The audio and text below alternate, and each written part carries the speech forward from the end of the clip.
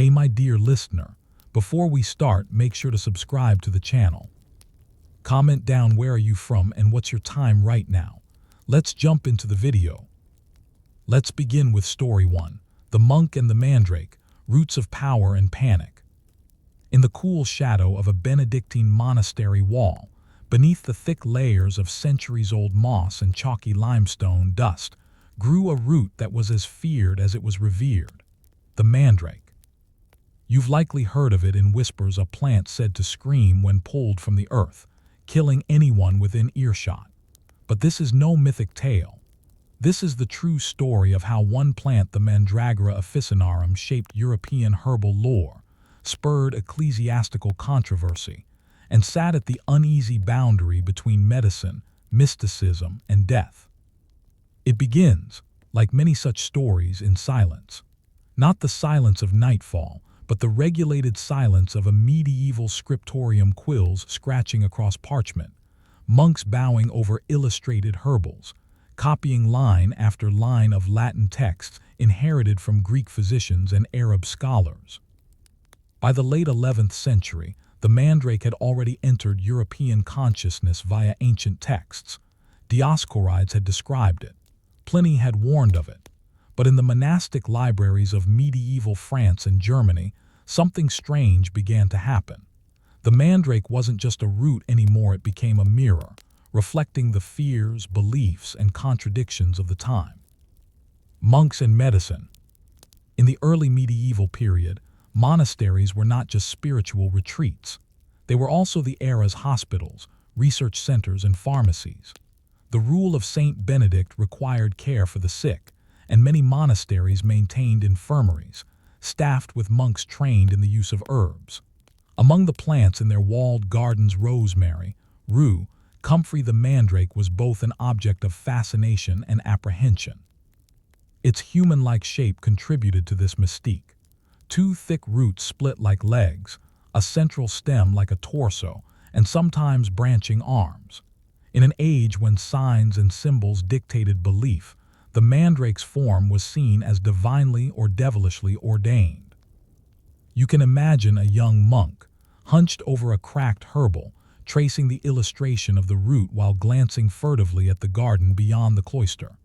The texts were precise, even if they contradicted each other. Mandragora, if used properly, may soothe the nerves, induce sleep, and relieve pain. Read one translation of Constantine the African's Liber de Herbis.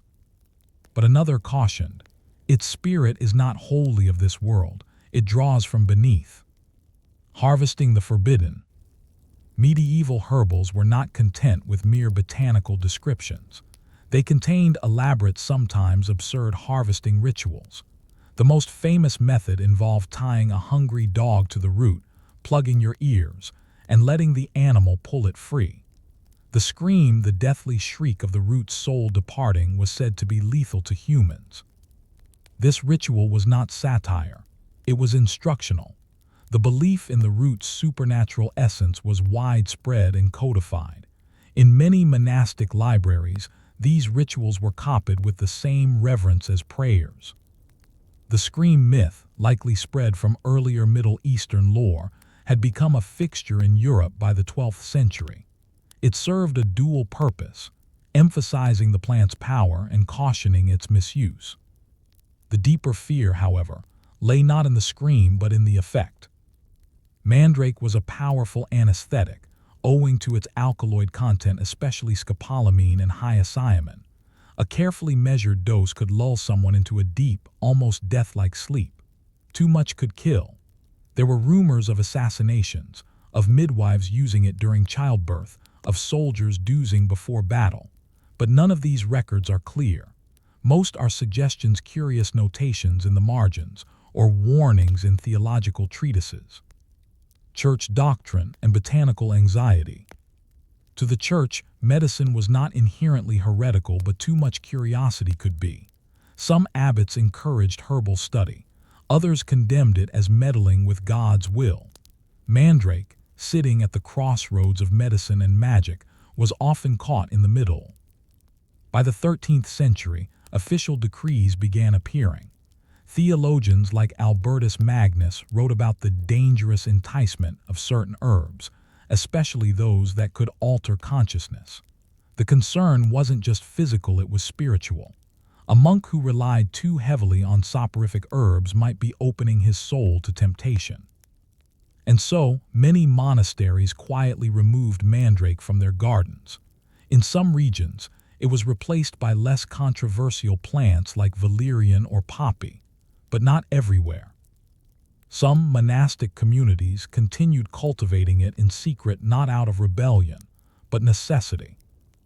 Imagine tending a fevered monk in the dead of winter, no wood left for fire, no other relief. The mandrake could quiet his agony, let him sleep, but it could also, if used imprecisely, hush him forever. Legends and laypeople. Beyond the monastery, tales of mandrake spread through villages and towns. Traveling herbalists, some educated, some entirely self-taught, peddled dried roots shaped like tiny humans. These were often carved from bryony or ginseng close enough in form to pass. Superstitions multiplied. Mandrake in the home could bring fertility but also madness. A mandrake in the pocket could ensure victory in court, but if stolen, a curse.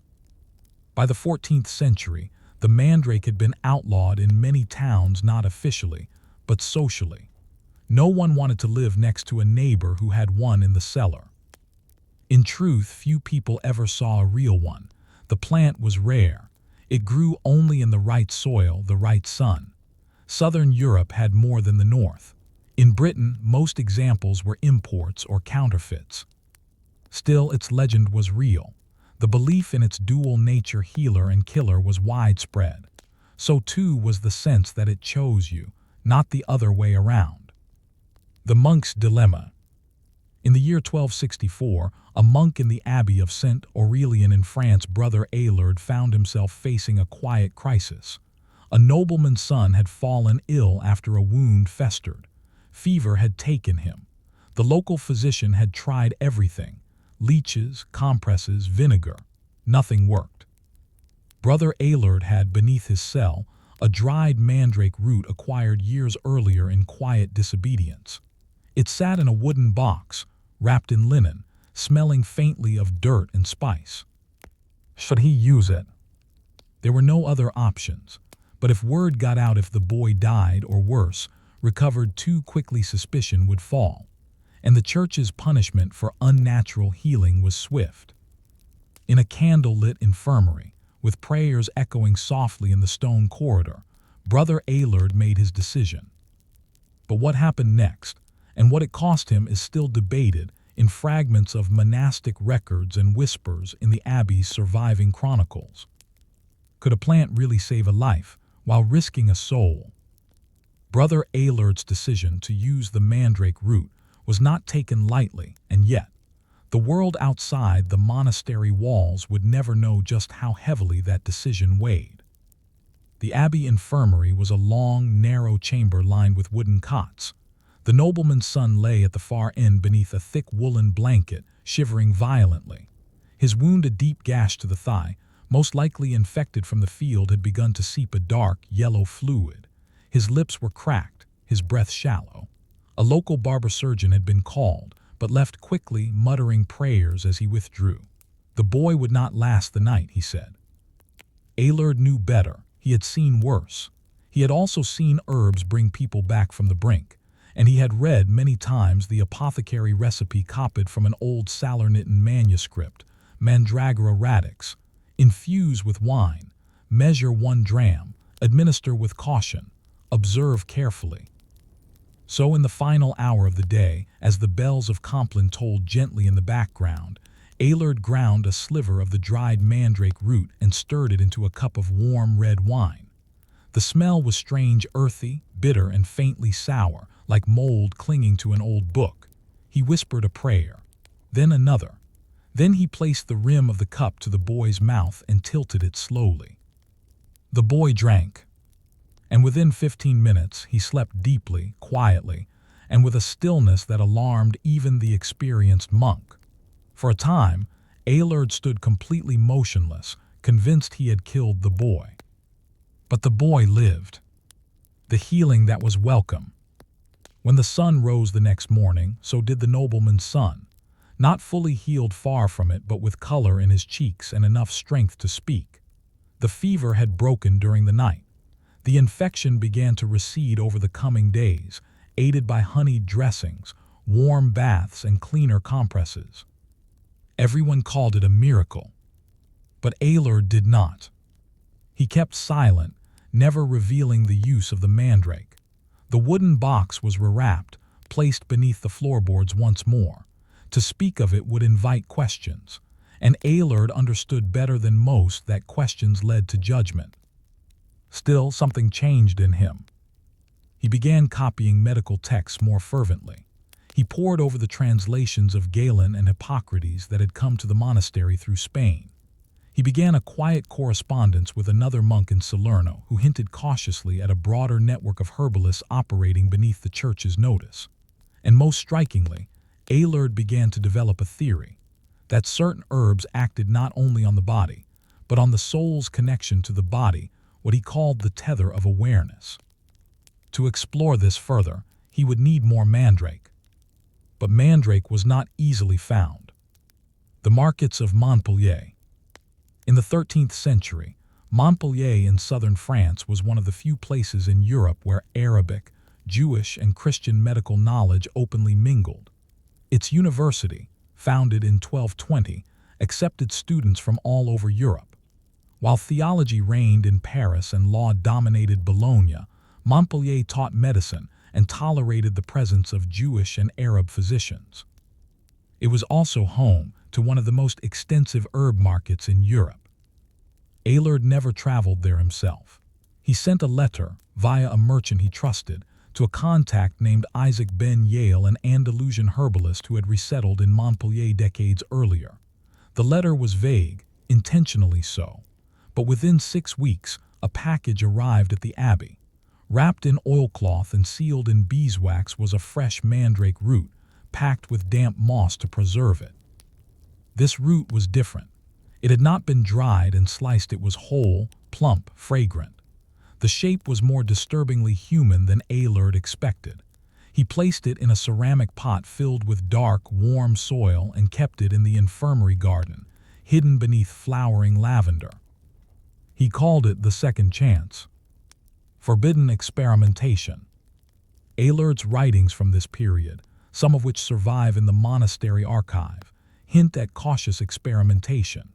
He documented the effects of minuscule doses of mandrake-infused oil on patients with chronic pain, insomnia, or violent fevers.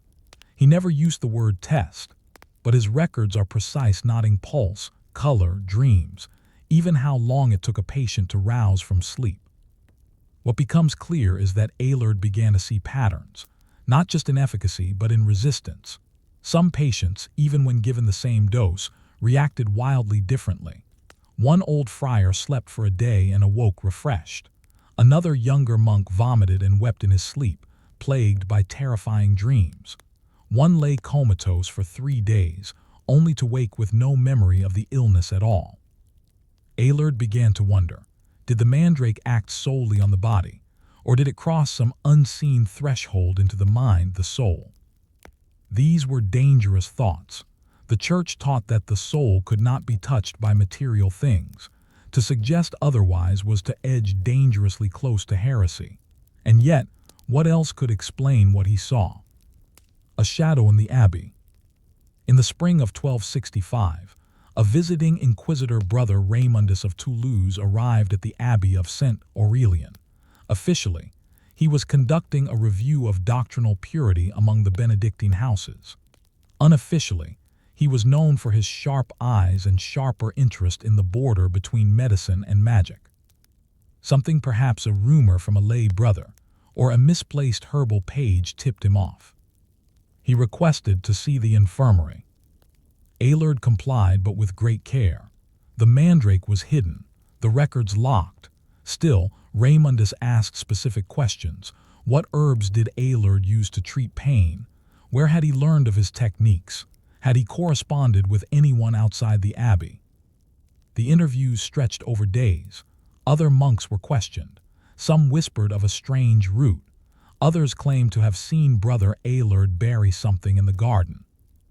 Raymundus did not find the mandrake, but he left behind a letter addressed to the Archbishop of Bourges, recommending closer oversight of infirmary practices at St. Aurelian and an audit of herbal materials that may pose spiritual risk. Aelard's freedom was narrowing. Knowledge in the shadows. He continued his work, but more secretly. The monastery grew quieter around him. Some monks avoided him. Others watched him. Still, the sick came. The dying were soothed. And Aelard's conviction grew. The mandrake was not evil. It was simply misunderstood. In one of his final recorded entries, he wrote, "The root does not choose between sinner and saint. It listens only to dosage and intent. Is that not, in itself, the definition of a neutral mercy?" But even he could sense the pressure mounting. A mysterious disappearance.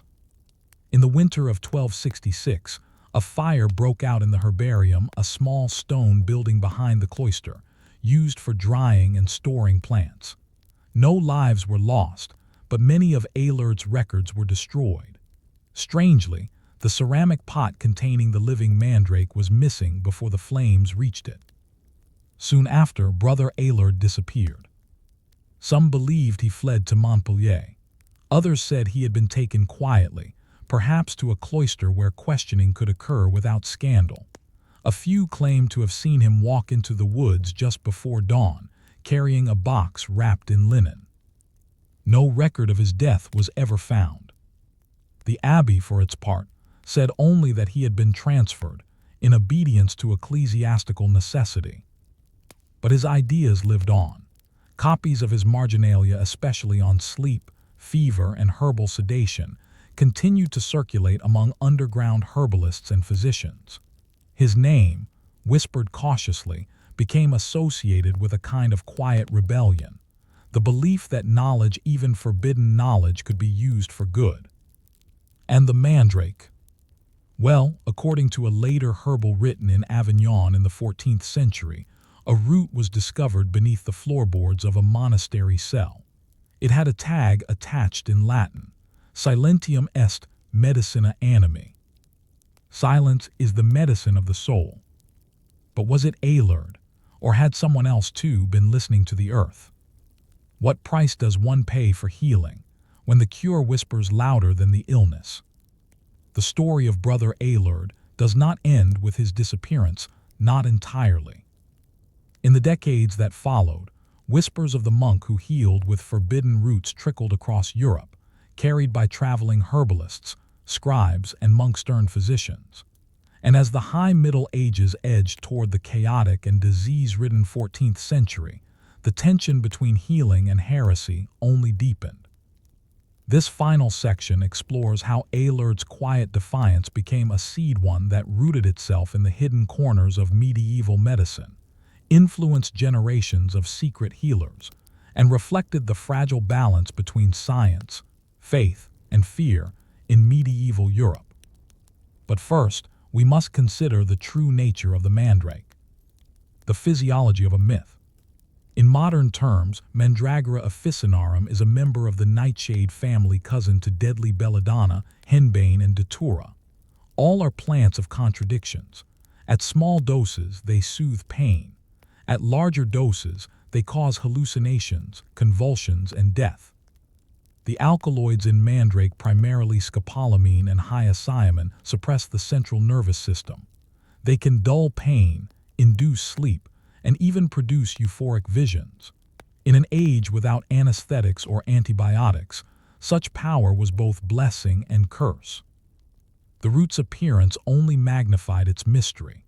Often forked in ways that mimicked human legs, occasionally bearing bulbous nodules like arms or a head, the mandrake seemed more like a relic of myth than botany.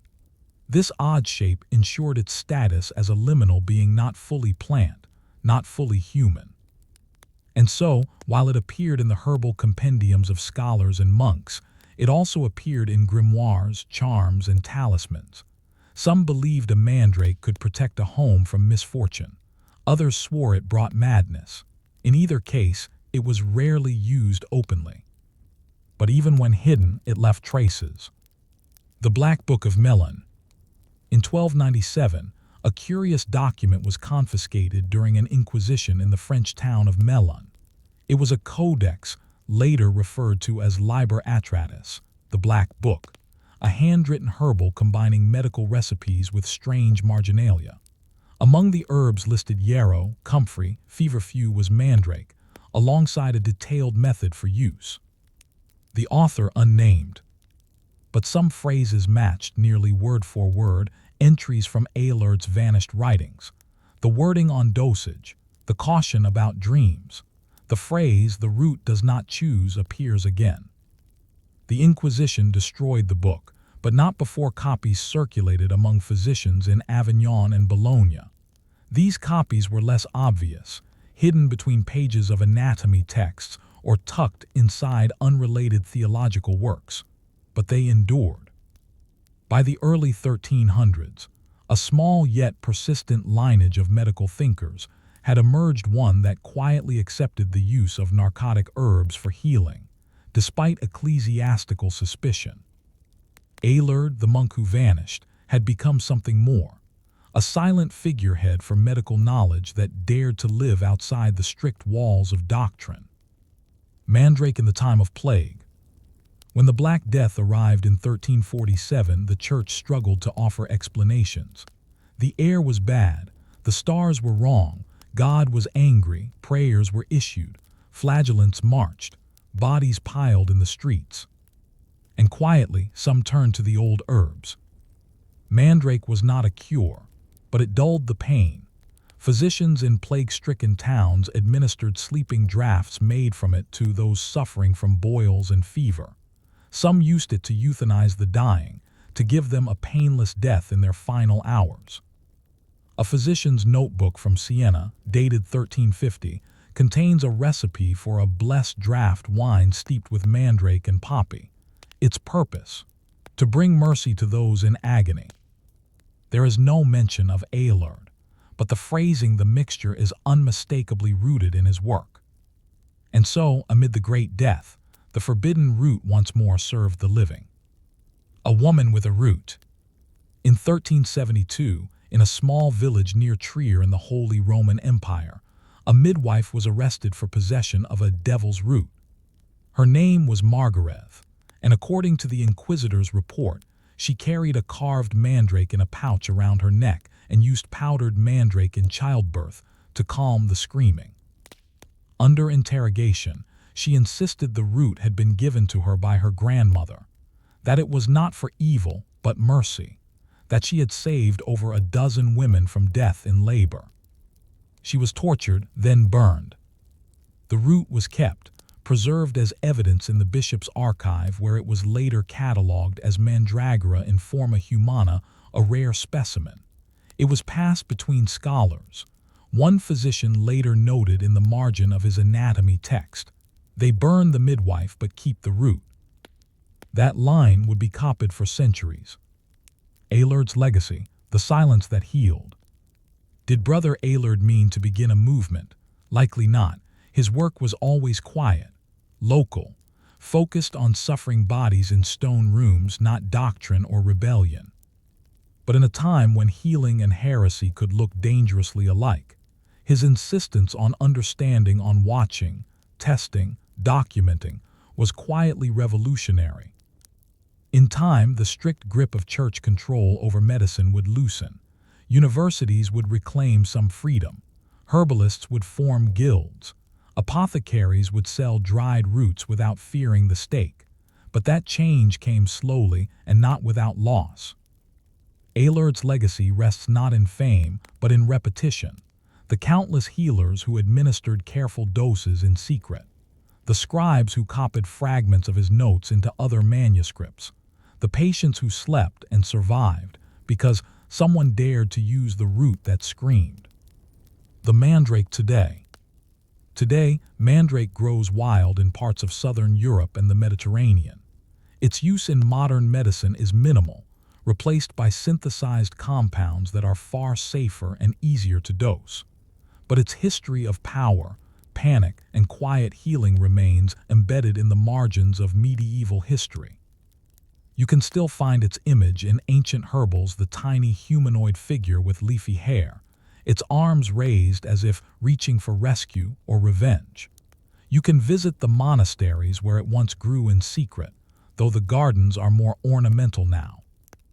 And if you stand quietly in a cloister, beside a patch of rosemary or rue, and imagine a root hidden just beneath the surface, you might think of Eilerd, the monk who chose mercy over fear and silence over glory. Reflection.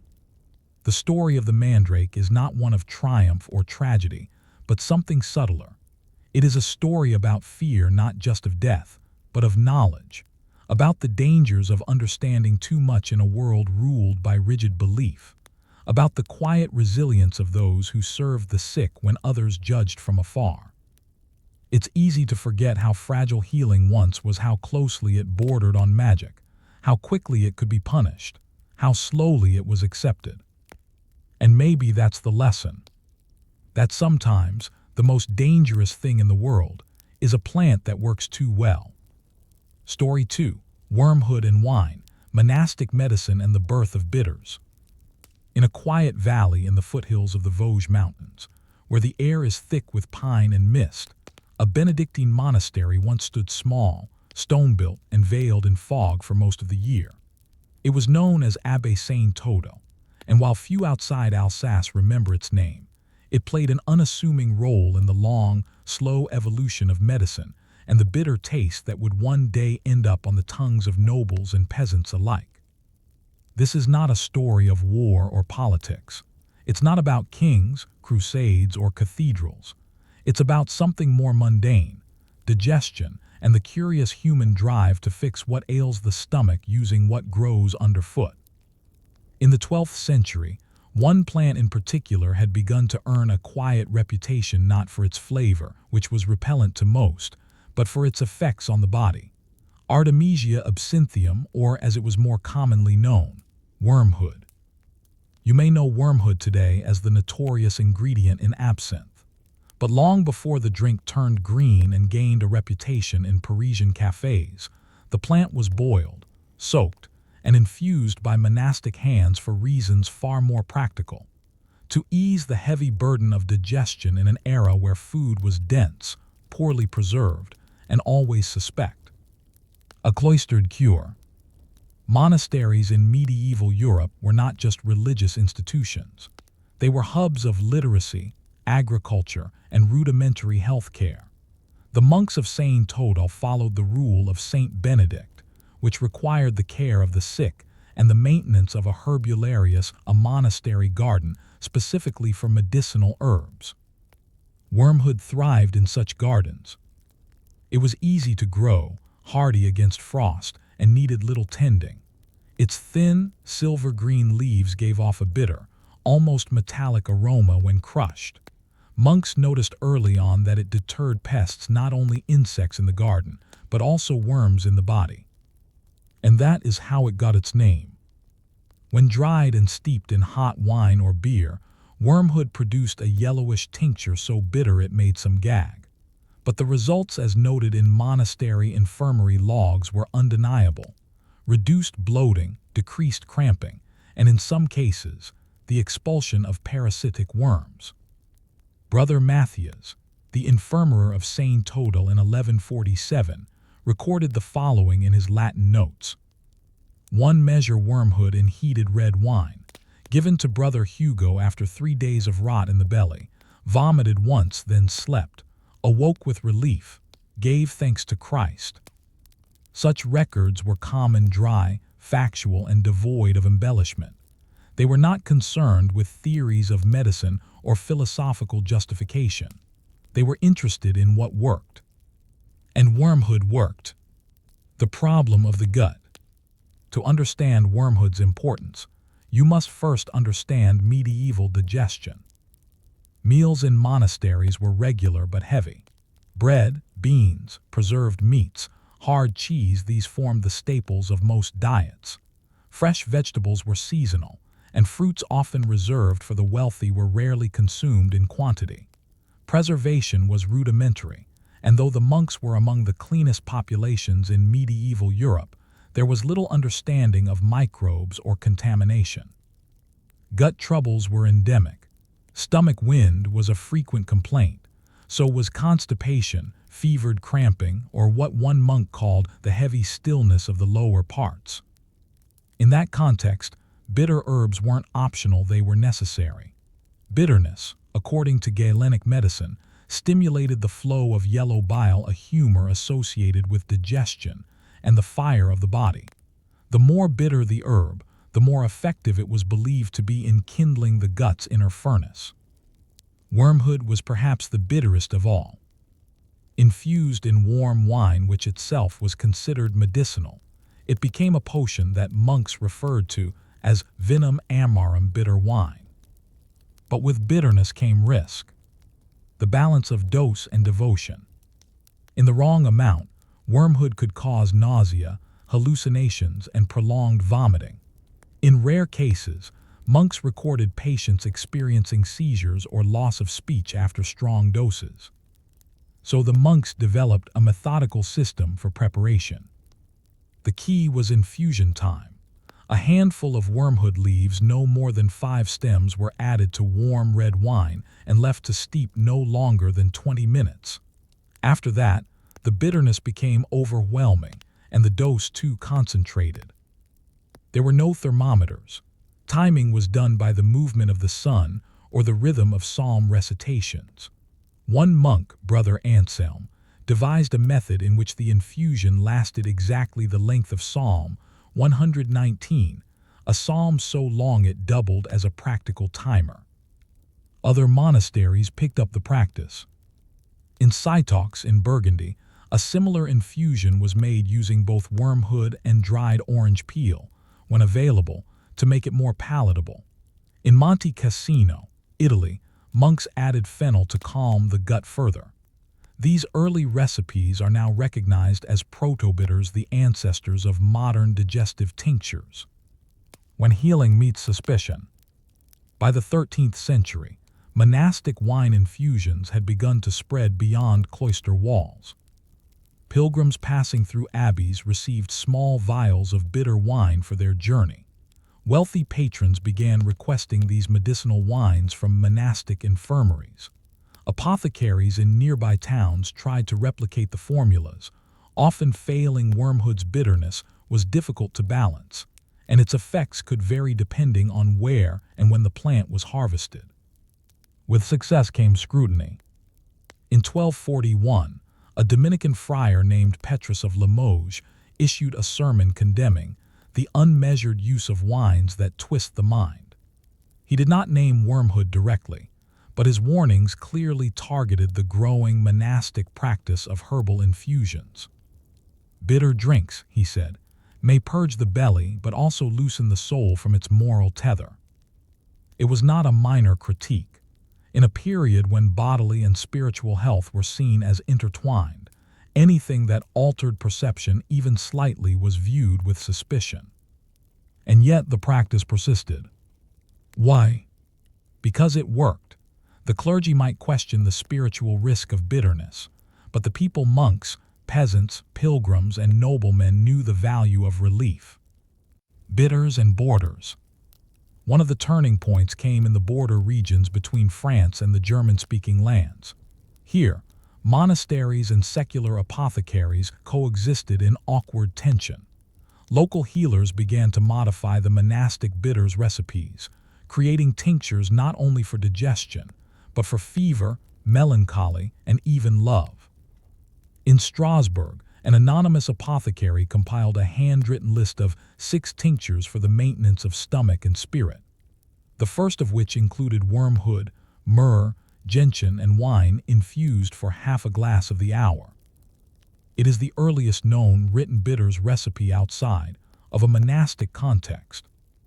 At first, monks protested this dilution of their work, but the genie, as it were, was out of the bottle. Bitters had escaped the cloister. And yet, even as the formulas spread and evolved, something curious remained consistent: the use of ritual timing.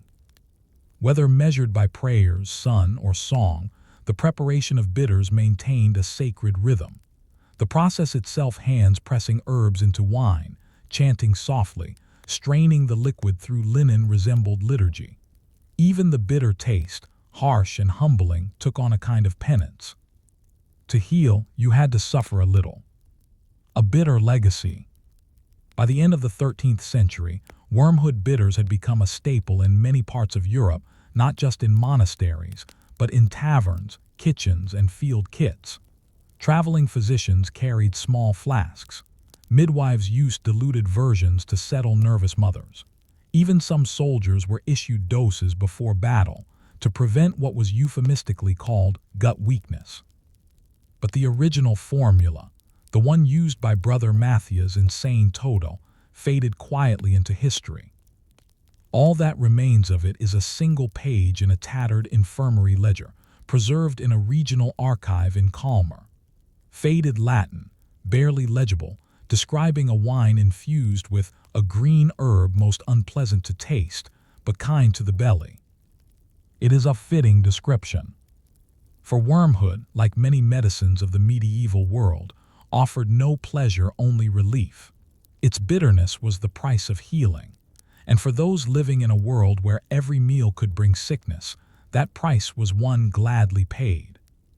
But what happens when bitterness becomes more than medicine, when it becomes indulgence? And then, intoxication.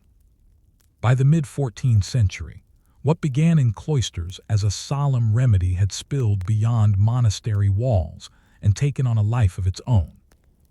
Wormwood-infused wines, once bitter elixirs poured drop by drop into the mouths of sick monks and pilgrims, were now being traded in town markets, served in taverns, and alarmingly to some enjoyed.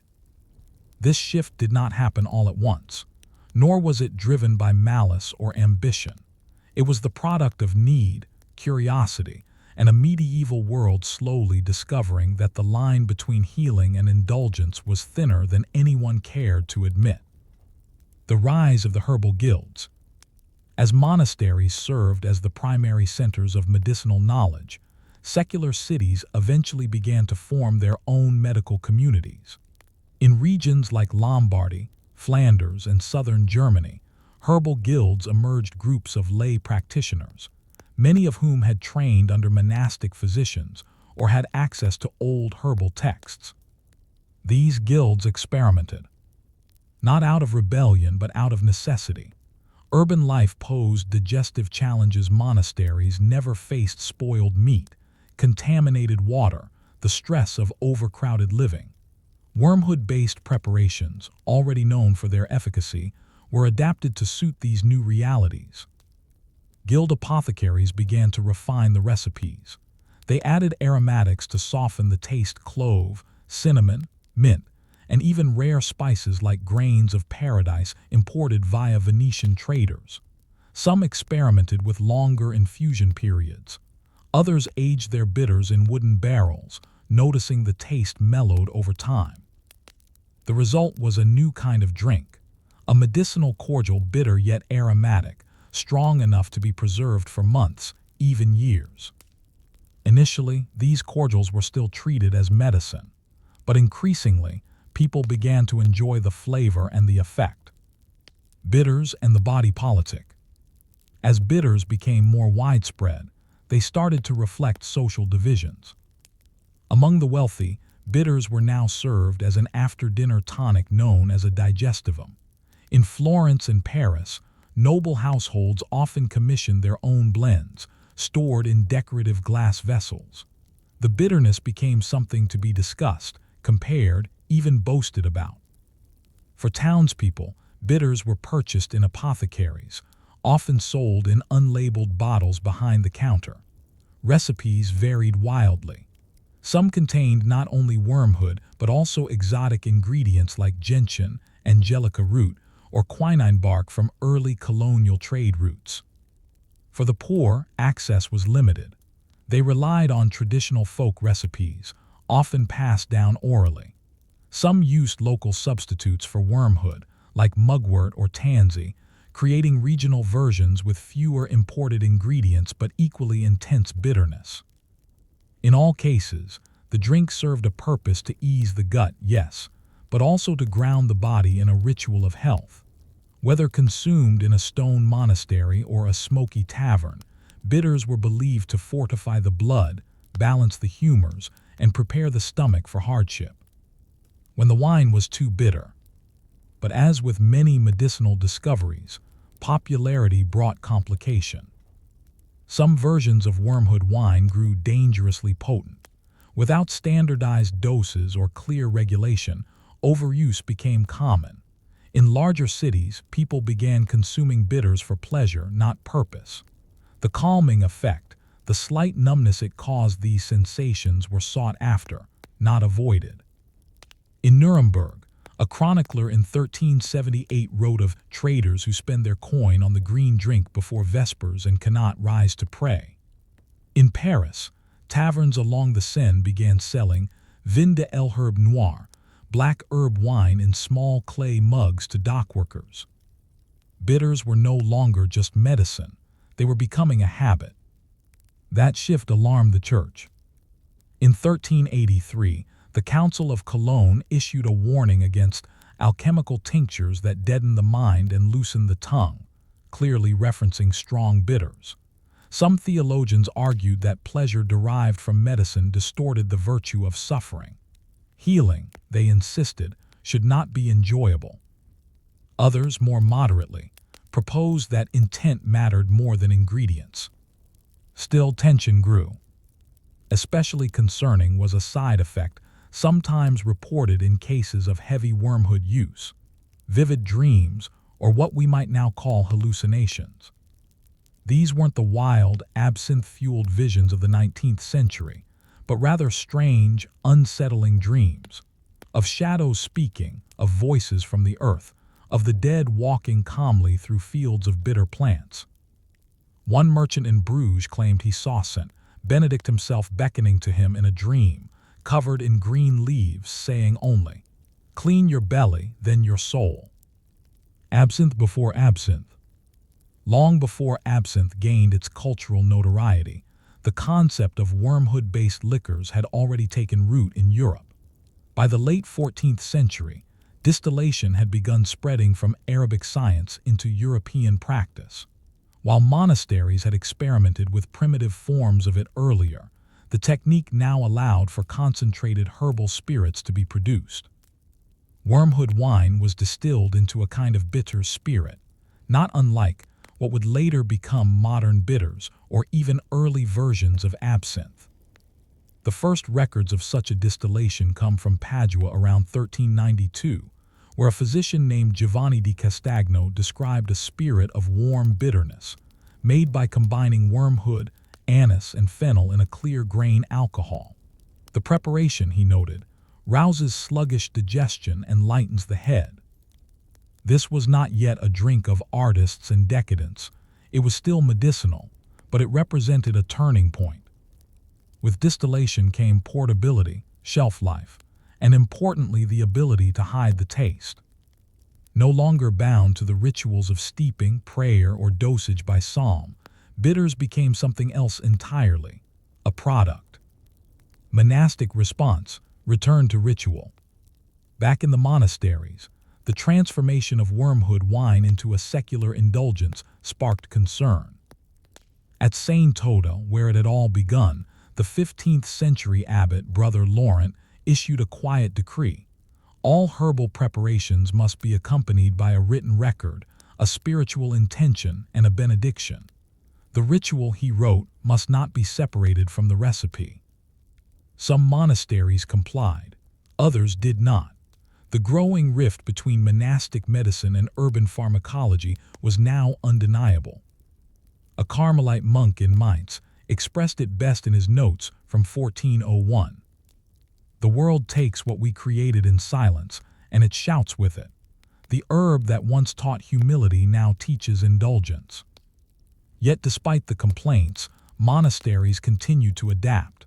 Some began selling their bitters more openly, funding their libraries and infirmaries through modest commercial trade. Labels were discreet and the rhetoric remained spiritual. Vin amari benedicti, the blessed bitter wine. They walked a careful line, balancing centuries of medicinal care with the realities of a world increasingly drawn to what had once been hidden behind stone walls.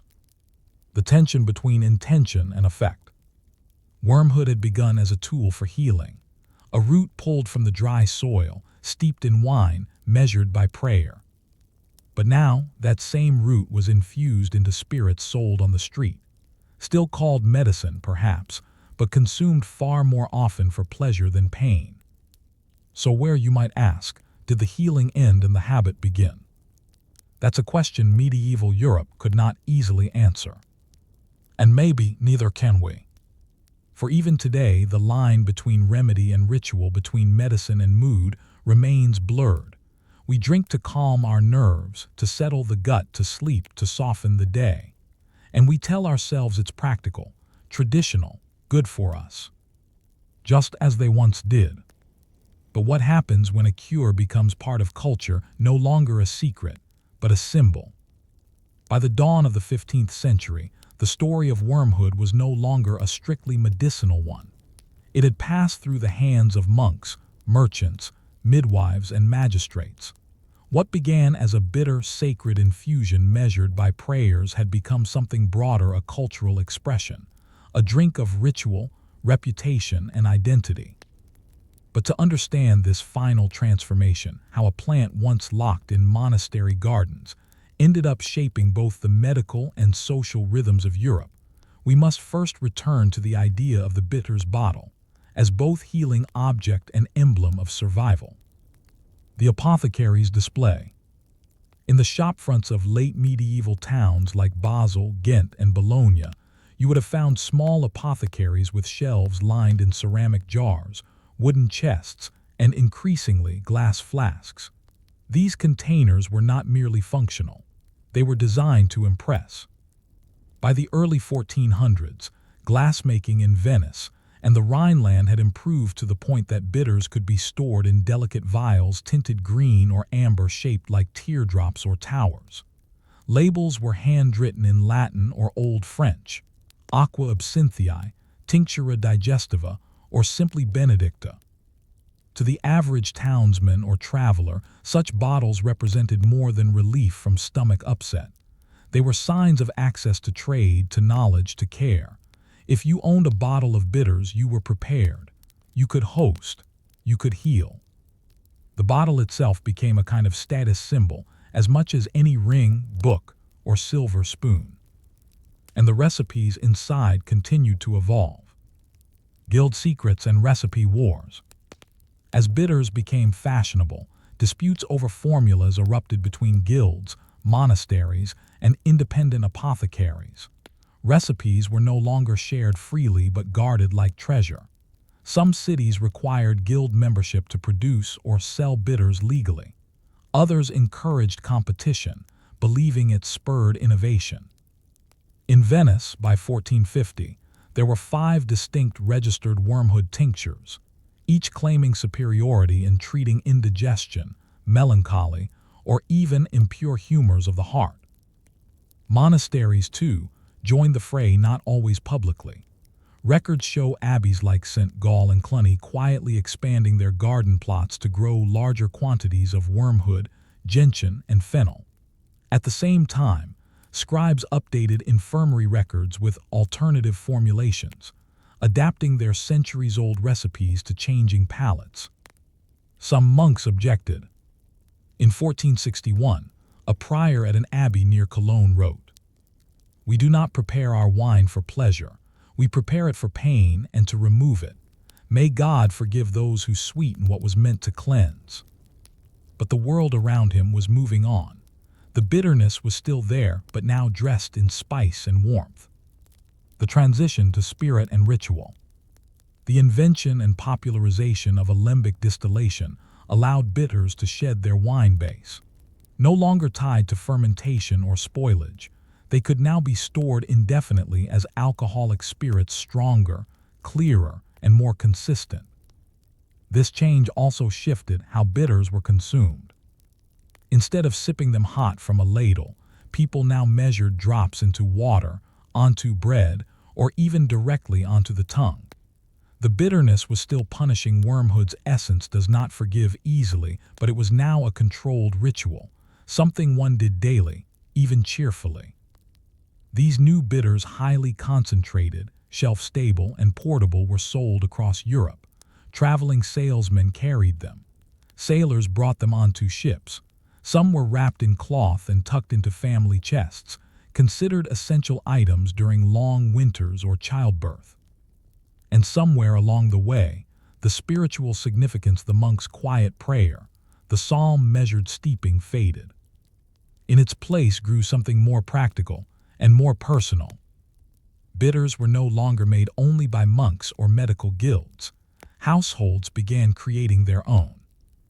In Prague, a 1478 household ledger lists mother's bitter wine for the meat days, made with wormwood, clove, and orange peel. In Portugal, a widow recorded using wormwood tincture to ease the stomach after grief.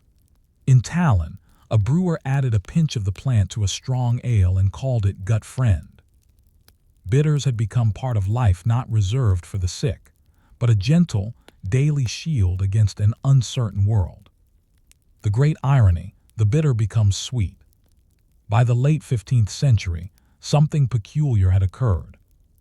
As sugar prices fell due to expanding trade, and tragically, the rise of colonial exploitation, bitters began to be sweetened. What was once a harsh, cleansing taste became palatable, even pleasant. A small amount of honey, molasses, or cane sugar transformed the experience. The bitterness remained, but now paired with comfort. Some welcomed the shift, others mourned it. To those who remembered the old ways, the monk with his herb bundle, the fevered patient drinking astringent wine in a candlelit infirmary, the new, softened bitters seemed a betrayal. But the world had changed. Pain was still present, of course. Plague, war, hunger all persisted. But now healing had a new flavor, not one of humility or hardship, but one that suggested a life with fewer sharp edges. And thus, bitters became more than medicine. They became culture, a reflection across centuries. Today, you can find wormwood bitters in upscale restaurants and artisan cocktail bars. They come in apothecary-style bottles, with hand-inked labels and elaborate flavor descriptions. The ancient bitterness remains, though now wrapped in nostalgia, not necessity. But it is worth remembering where they began. In the cold stone infirmary of an abbey, where a monk stirred bitter herbs into warm wine to ease the agony of a brother in pain. There were no brands, no bottles, no recipes written in gold. Just a root, a purpose, and a prayer. That memory, though buried beneath centuries of reinvention, still echoes in every bitter drop. Because in the end, bitterness is not just a taste. It is a memory of healing, a defiance against decay, a reminder that even the harshest things can become tools of mercy. In a shaded corner of a medieval herb garden, far from the neatly tended rosemary and chamomile, there stood a plant that few monks would touch with bare hands. Its stem rose tall, clothed in speckled bell-shaped flowers, some purple, some white, swaying gently like church bells in a breeze no one felt. It was beautiful, lush, and deadly. Digitalis purpurea, known commonly as foxglove, was both feared and revered. Its presence in monastery gardens and hedgerows was rarely discussed openly. It didn't belong to the world of kitchen herbs or modest medicines. It lived on the margins, not quite condemned, not quite accepted. But it would change the course of history. Not through alchemy or divine intervention, but through something much quieter: observation. Careful, boring, persistent observation. This is the story of how a flower once whispered of poison, deception, and hidden deaths became a cure, not by design, but by accident. The folk plant that killed and cured. Long before physicians gave it a name, foxglove was used by wise women, herbalists, and hedge healers across the British Isles. The Welsh called it fingers of the fairies. Others referred to it as dead man's bells or witches' gloves. Its common name, foxglove, came from the old belief that foxes wore the flowers on their paws to sneak silently through the forest. The plant had many associations, none of them comforting. Among the rural poor, foxglove was a last resort herb, given to those suffering from swelling, breathlessness, and a weak or erratic heartbeat. These symptoms, what we would now recognize as congestive heart failure, were often fatal, and the folk healers who used foxglove did not fully understand why it worked for some and killed others. They only knew it sometimes helped, and that too much killed.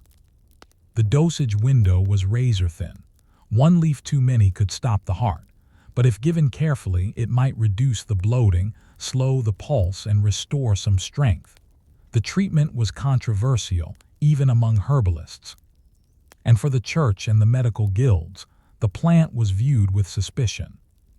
Too pagan, too unpredictable, too powerful. The suspicion of the church. By the 13th and 14th centuries, foxglove was neither banned nor openly endorsed by church medical authorities. Instead, it was quietly avoided. Monastic herbals rarely mention it. When they do, it's typically in vague, non-committal terms, may aid the pulse but bitter to the soul, reads one 14th century marginal note in a French monasteries herbal. Another scribe adds, "Avoid in times of fear, lest the mind see angels too early." The problem wasn't just that foxglove could kill. It was that it could heal in a way that defied theory. Medieval medicine was still rooted in the system of Humer's blood, phlegm, black bile, and yellow bile. Every illness was thought to result from an imbalance of these, and every herb was categorized accordingly. But foxglove didn't fit. It was cold, yet it didn't sedate. It was bitter, yet didn't purge. Its effects weren't consistent, and when it worked, it didn't restore balance so much as intervene, slowing the racing pulse or reducing the swelling of the limbs without any obvious explanation. This made it deeply troubling to those who prized order and doctrine. But among the non-credentialed, the midwives, the forest dwellers, the old women who cared for the dying foxglove remained in use, especially in Western England and Wales. There, it gained a reputation as a plant of desperate hope, not a first remedy, but a last one. The poisoner's reputation. Foxglove also earned its place in the criminal annals of medieval Europe. Numerous court records from the 13th to 15th centuries mention bitter herbs, or garden poisons, used in suspicious deaths. While few name foxglove directly, its symptoms slowed heart, vomiting, vision disturbances. Eventual collapse matched those described in several depositions. A particularly notable case from 1384 in Devonshire records the death of a landowning widow after taking a tonic tea prepared by her servant. The accused confessed to steeping purple bell flowers in water, having learned their potency from a traveling herbalist.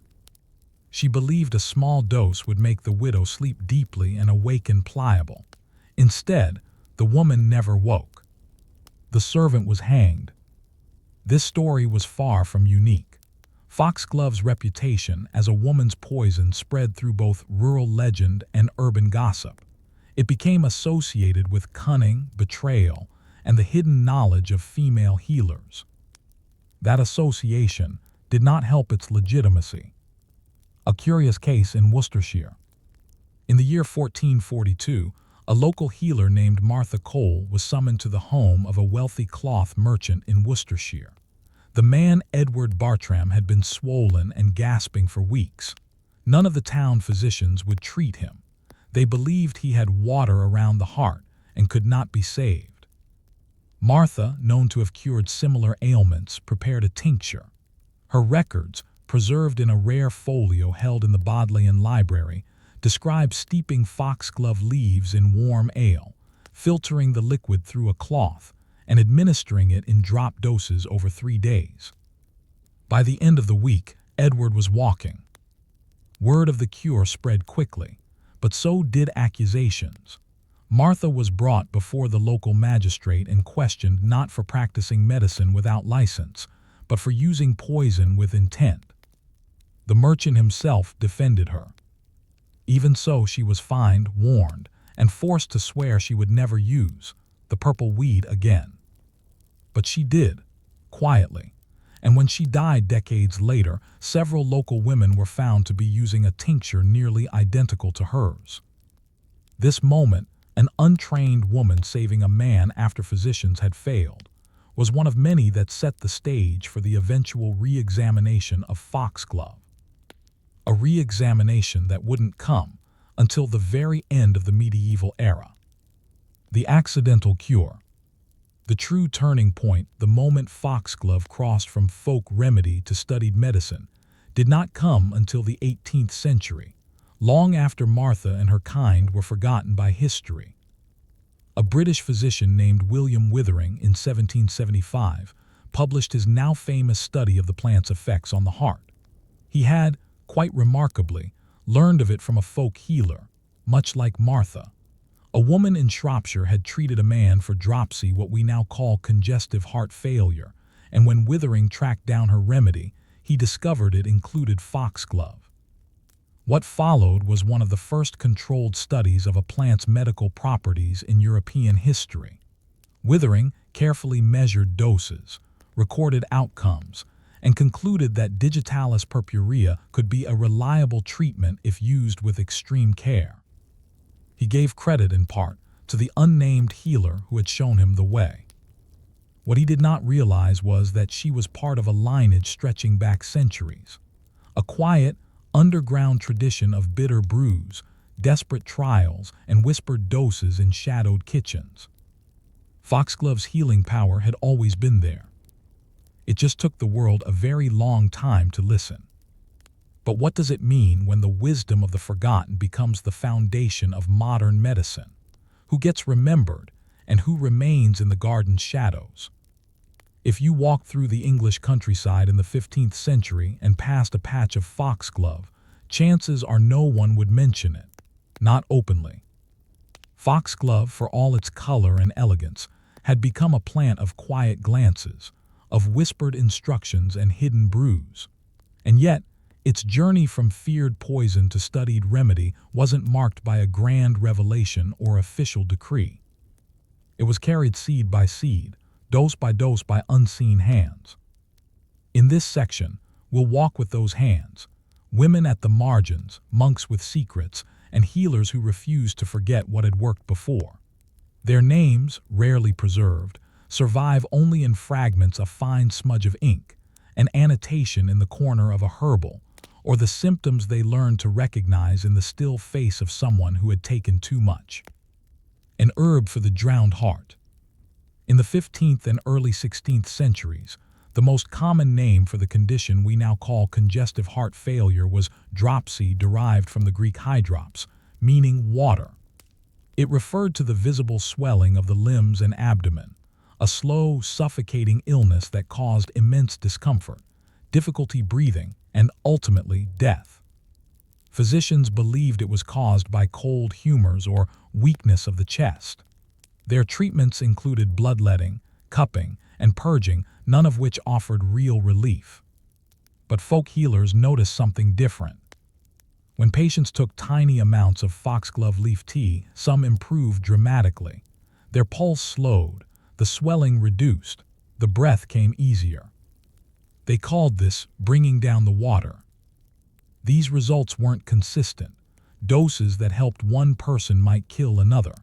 The strength of foxglove varied wildly depending on where it was harvested, when, and how it was prepared.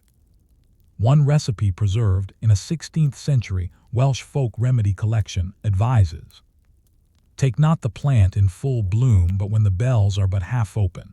Dry them 3 days, then boil in sweet beer. Let the sick take but 2 spoonfuls before matins. This level of detail suggests hard-earned knowledge, passed down not through libraries but through practice and loss. Herbal manuscripts and monastic margins. Despite the official medical guilds avoiding foxglove, traces of its use remain in marginalia, the handwritten notes added by scribes in the blank spaces of texts. In a German herbal from 1472, A monk at Wurzburg wrote beside the illustration of Digitalis, "Not to be given to novices or the melancholy. In cases of dropsy, some improvement was seen in Brother Wilhelm. No more than a thimble." That final phrase, "no more than a thimble," appears in other texts as well.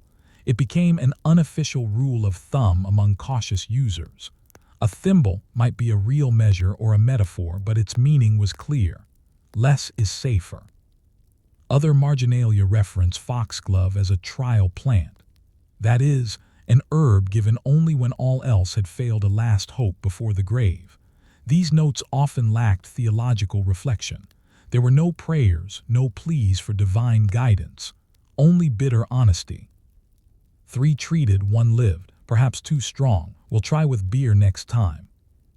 In a world where formal medical knowledge was often inaccessible or censored, such margins were repositories of lived experience, where monks recorded what they saw, not what they were taught to believe. A plant in the wrong hands. But not everyone used foxglove to heal. As we saw in Section 1, its deadly potential made it a favorite tool of quiet murder. And as knowledge of its power spread, so too did its misuse. Records from early Tudor England mention garden poisons increasingly in legal documents. A 1513 case from Yorkshire details the death of a man who had angered his wife, who did take of the flower of death and placed it in his stew. He died within hours, and the widow unrepentant claimed she'd learned the recipe from her grandmother's garden. This criminal association deeply colored foxglove's reputation. Many healers who used it legally, and even successfully, found themselves suspected of malice or witchcraft. Foxglove, like mandrake before it, walked the line between healing and heresy, and for women especially, that line was thin and often fatal. The shadow network of healers. Despite this, an informal network of female herbalists in Britain and parts of Northern Europe continued using foxglove. They shared dried leaves, swapped steeping methods, whispered adjustments based on the color of a patient's tongue or the rhythm of their pulse. Some kept hand-copied notebooks, often disguised as cookbooks or prayers. One such book, kept in the collections of the Wellcome Library in London, includes the recipe. For heaviness of the limbs and stillness of the chest, give from the purple bell dried, not fresh 3 grains, steeped in warm cider. Let the patient lie flat. Do not give again for a full day. Another entry adds, when the face grows pale and the sweat is cold, you have given too much. Pray and wait. The instructions are practical, but behind them is something deeper, a quiet refusal to let a cure be lost, even when it was feared. These women understood something most did not: that danger does not negate usefulness, that poison is not always wicked, that sometimes the same plant that takes can also give. A monastery's final experiment. In the early 16th century, just before the Reformation shattered Europe's monastic network, one abbey in Cornwall conducted what may have been the closest thing to a structured trial of foxglove before William Withering's time. The abbey kept an infirmary log in which it tracked the conditions of 23 patients suffering from watery swelling, racing pulse, and breathless cough. Of those, 6 were given a bitter preparation from the purple stalk, and 4 showed marked improvement within 3 days. The entries are cautious, the language is clinical, but the pattern is clear. Foxglove worked not always, but often enough to be noticed. And then, abruptly, the entries stop. The dissolution of the monasteries under Henry VIII ended not only the religious life of the abbey, but also its herbal work. The recipe vanished, buried beneath the rubble of political reform. But the memory survived. Because memory, especially of a cure, has a way of traveling underground. The quiet threads to the future. When William Withering began his studies in the 18th century, he thought he was charting new territory. In truth, he was following ancient footsteps, faded, undocumented but firm. He knew that folk healers had long used foxglove. He learned of it from one. But what he didn't know, and what most official medicine had never bothered to ask, was just how much observation and care had already gone into making that knowledge survive. The foxglove cure wasn't new. It had been tested, refined, and endlessly repeated by hands deemed unworthy of history books. Hands that had held thimbles, dried leaves, and patients' cold fingers. Hands that whispered to each other when the world refused to listen. So who owns a cure? The man who records it, or the generations of quiet hands who passed it down in the dark? Story 3. Foxglove Fingers, a Poisoner's Flower and the Accidental Cure. It is a quiet irony of history that some of its most powerful cures came not from the laboratories of the educated, nor the hands of royal physicians, but from those pushed to the edges. The folk healer, the midwife, the herbalist with no name. Foxglove digitalis purpurea was one such cure. For centuries it was known, used, and feared, but never fully understood. And then one day it was given a name. The doctor who listened to the earth. In the year 1775, English physician Dr. William Withering was presented with a case of severe dropsy, a patient swollen, breathless, and beyond the reach of conventional treatments. The man's family had already consulted a local wise woman who had administered a herbal tea that included over 20 ingredients. The patient improved. Withering, intrigued, sought out the woman and asked for her recipe. She was reluctant. Herbal knowledge was often a family secret, passed down to avoid persecution or theft. But eventually, he learned her key ingredient: foxglove. Over the next decade, Withering conducted one of the first methodical studies of a plant-based medicine in Europe. He tested foxglove on over 150 patients. He cataloged side effects, refined dosages, and noted that the leaves, when properly dried and measured, could be used to treat certain forms of heart failure. In 1785, he published an account of the foxglove and some of its medical uses, a book that secured his place in medical history. But nowhere in its pages does he name the woman who first showed him the cure. She remains, like so many before her, unnamed, forgotten, echoed only in the word empirical, a term that would later come to define science, though she had practiced it long before anyone gave it a name. The strange case of the poison that became a lifeline.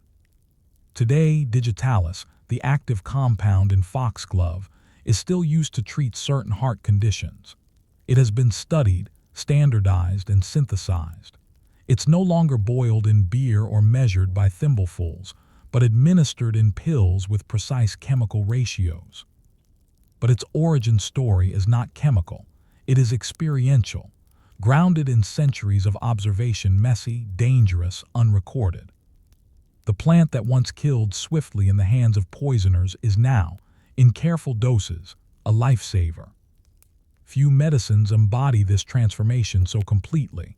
Foxglove was never just one thing, it was a folk remedy passed between mothers and daughters, a poison hidden in cups and stews, a symbol of suspicion, feared by the church and quietly administered in kitchens, and finally a cure, rediscovered not by invention but by attention. Its dual nature reflects the truth of medicine itself, that healing is never free from risk, and that knowledge often comes not from authority, but from listening to what others ignore. A modern reflection: who gets credit? The story of foxglove raises questions that stretch far beyond the garden. Why was this knowledge proven effective for centuries not recognized sooner? Why did it take a man with credentials and a Latin title to validate what countless unnamed healers already knew?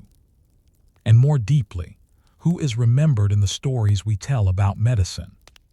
Foxglove didn't become powerful when it entered Withering's book. It was powerful when it grew wild in the hedgerows, when a woman risked using it, when a monk jotted a margin note about no more than a thimble. When we tell the story of foxglove, We also tell the story of erasure of how female knowledge, folk knowledge, and non-academic experience have so often been silenced in the history of science. The healing was always there. The listening came too late. The flower's ghost. Foxglove still grows across Europe. It blooms in graveyards beside crumbled walls and in meadows untouched by machines.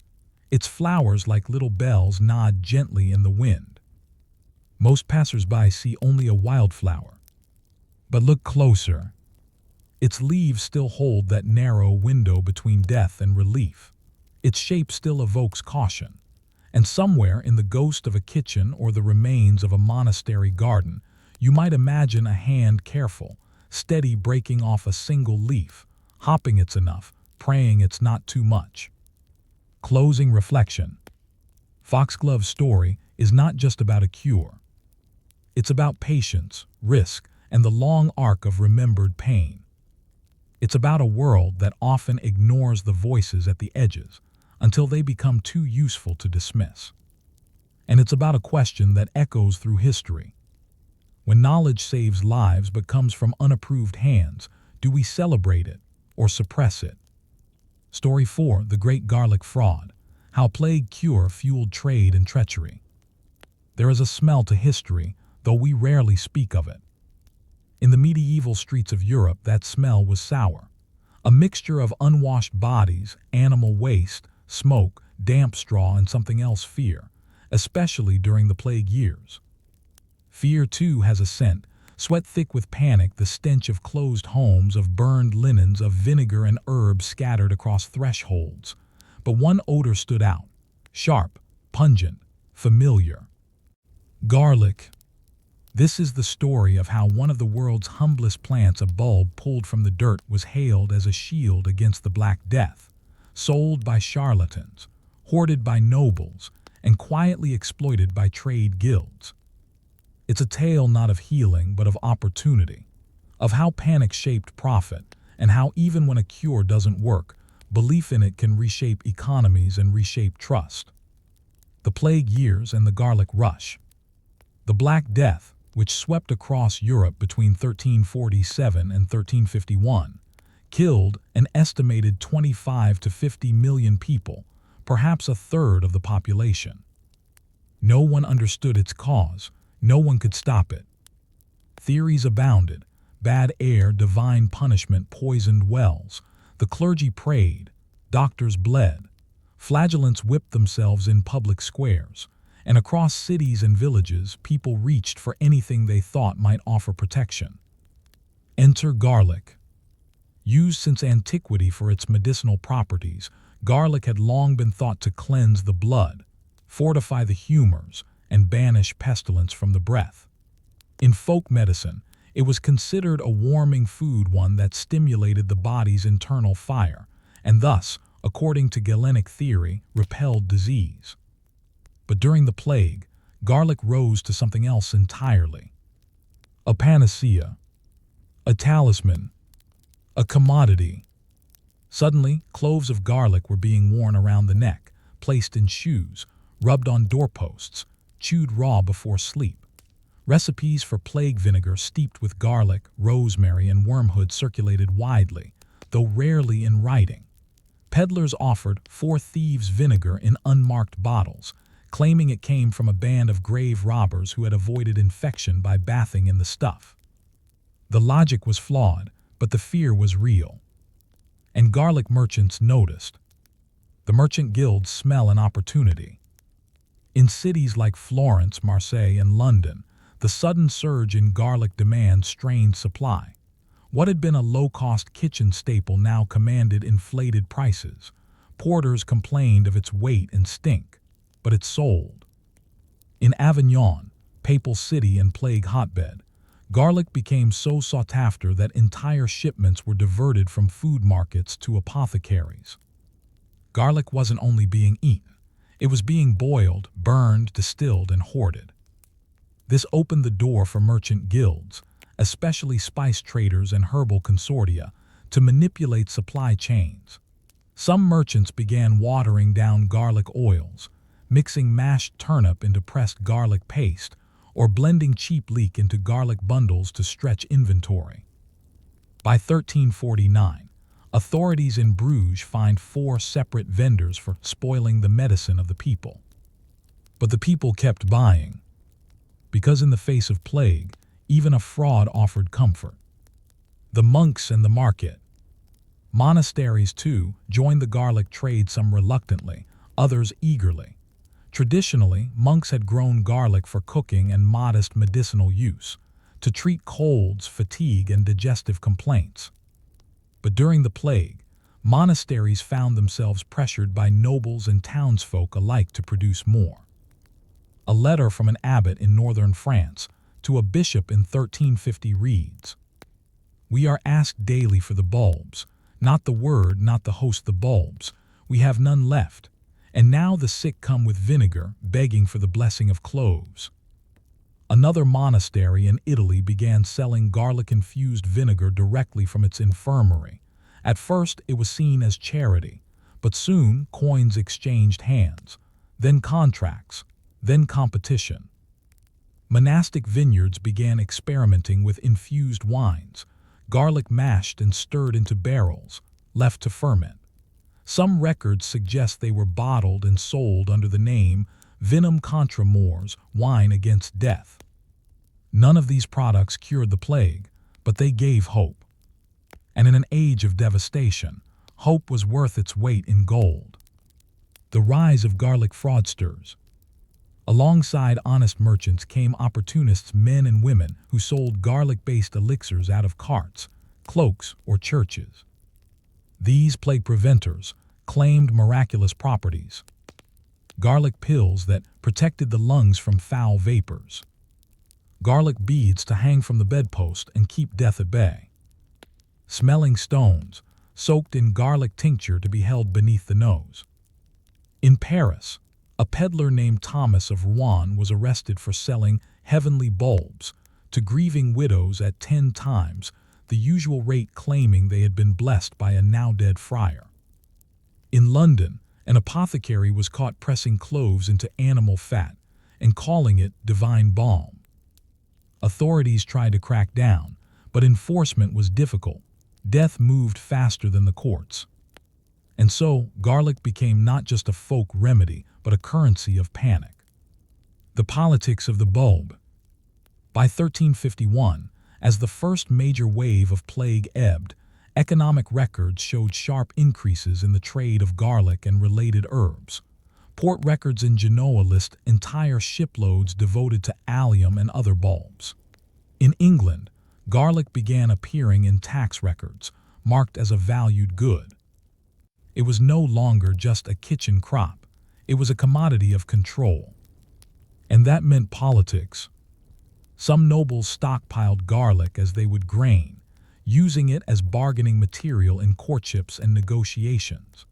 Recipes for garlic tonics began appearing in noble households, recorded in personal ledgers beside land grants and family births.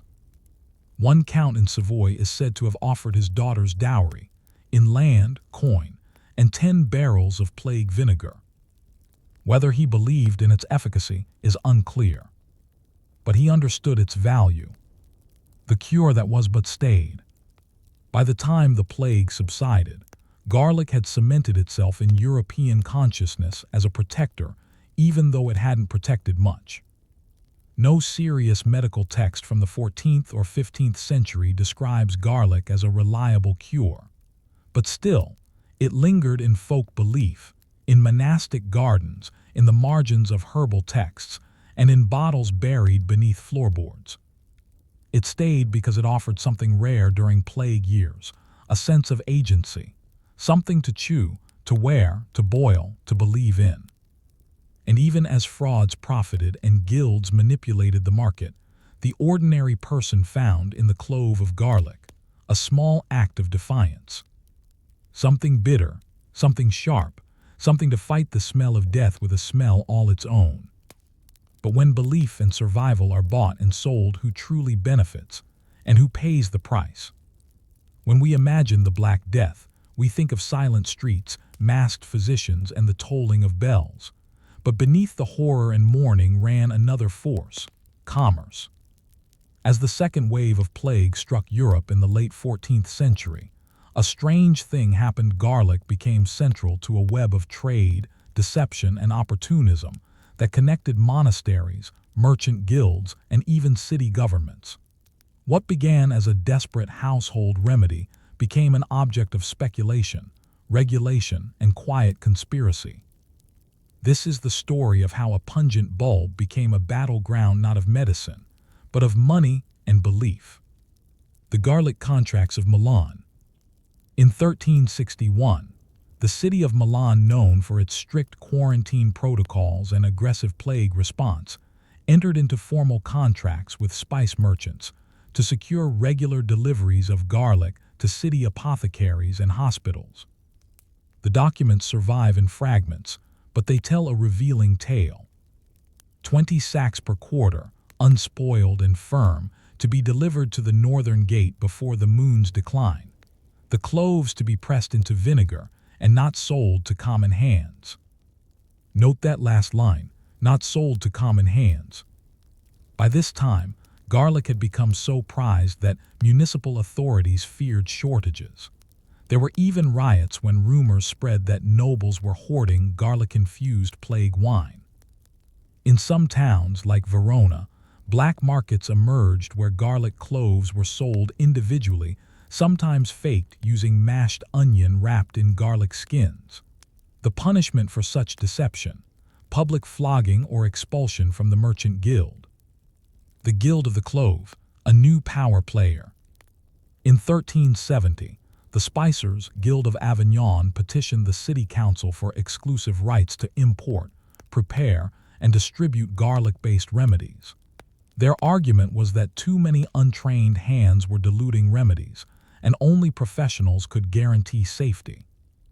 What they really wanted was control of the market. And they got it. Soon after, other cities followed suit. The Guild of the Clove, as it came to be called informally, gained recognition in parts of France, northern Italy, and the Low Countries. They began issuing seals, wax stamps that certified a bottle of garlic vinegar or infused oil as genuine. Of course, this didn't stop fraud, but it created the appearance of order, which was often enough to restore public confidence.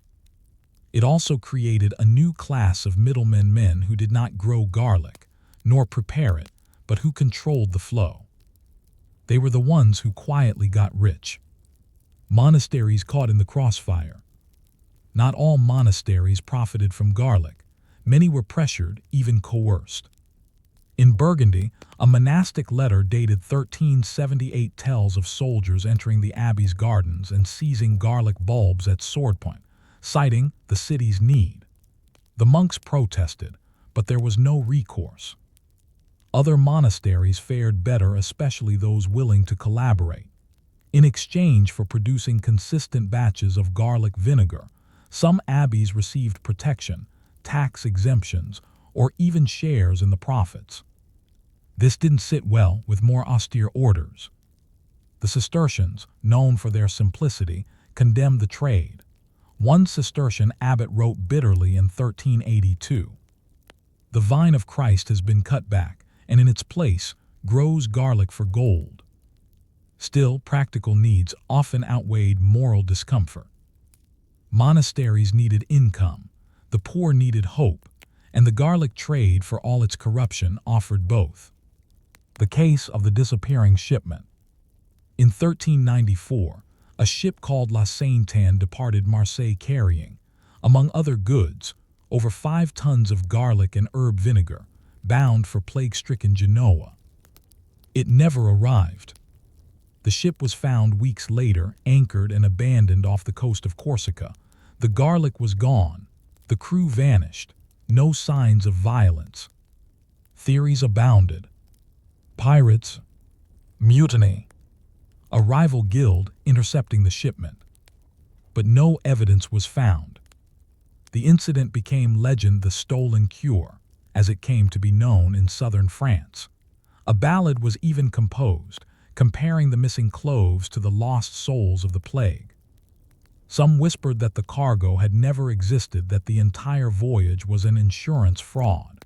The ship's loss, engineered to collect compensation from 3 competing cities that had each paid in advance.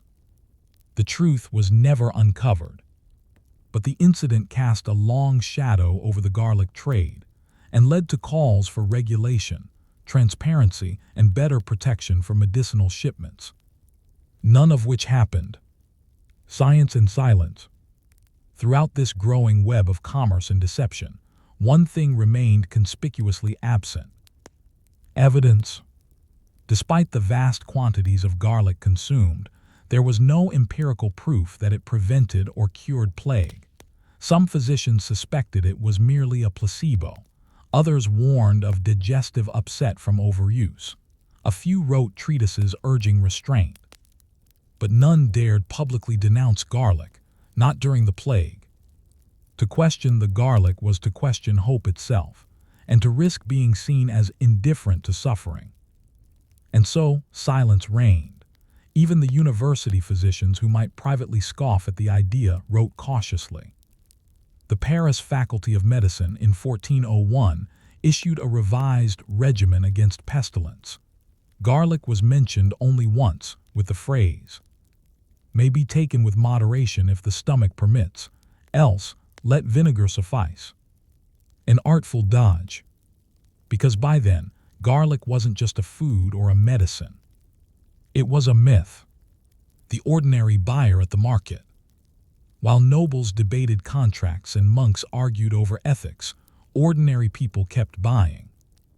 A widow in York, spending half her savings on a bottle of blessed garlic vinegar. A farmer in Siena, boiling garlic in his only pot, convinced it would protect his family. A mother in Ghent, tucking cloves into her children's pockets before sending them to fetch water. For them, it wasn't about profit or fraud. It was about control in a world that had none. They knew garlic might not work, but it might. And sometimes that was enough. When a belief becomes a market, can truth still be found beneath the price tag? As the dust of the 14th century settled, and the Black Death retreated, leaving behind decimated villages, shattered economies, and a transformed world, garlic remained. Not as a miracle, not even as a reliable cure, but as something culturally permanent.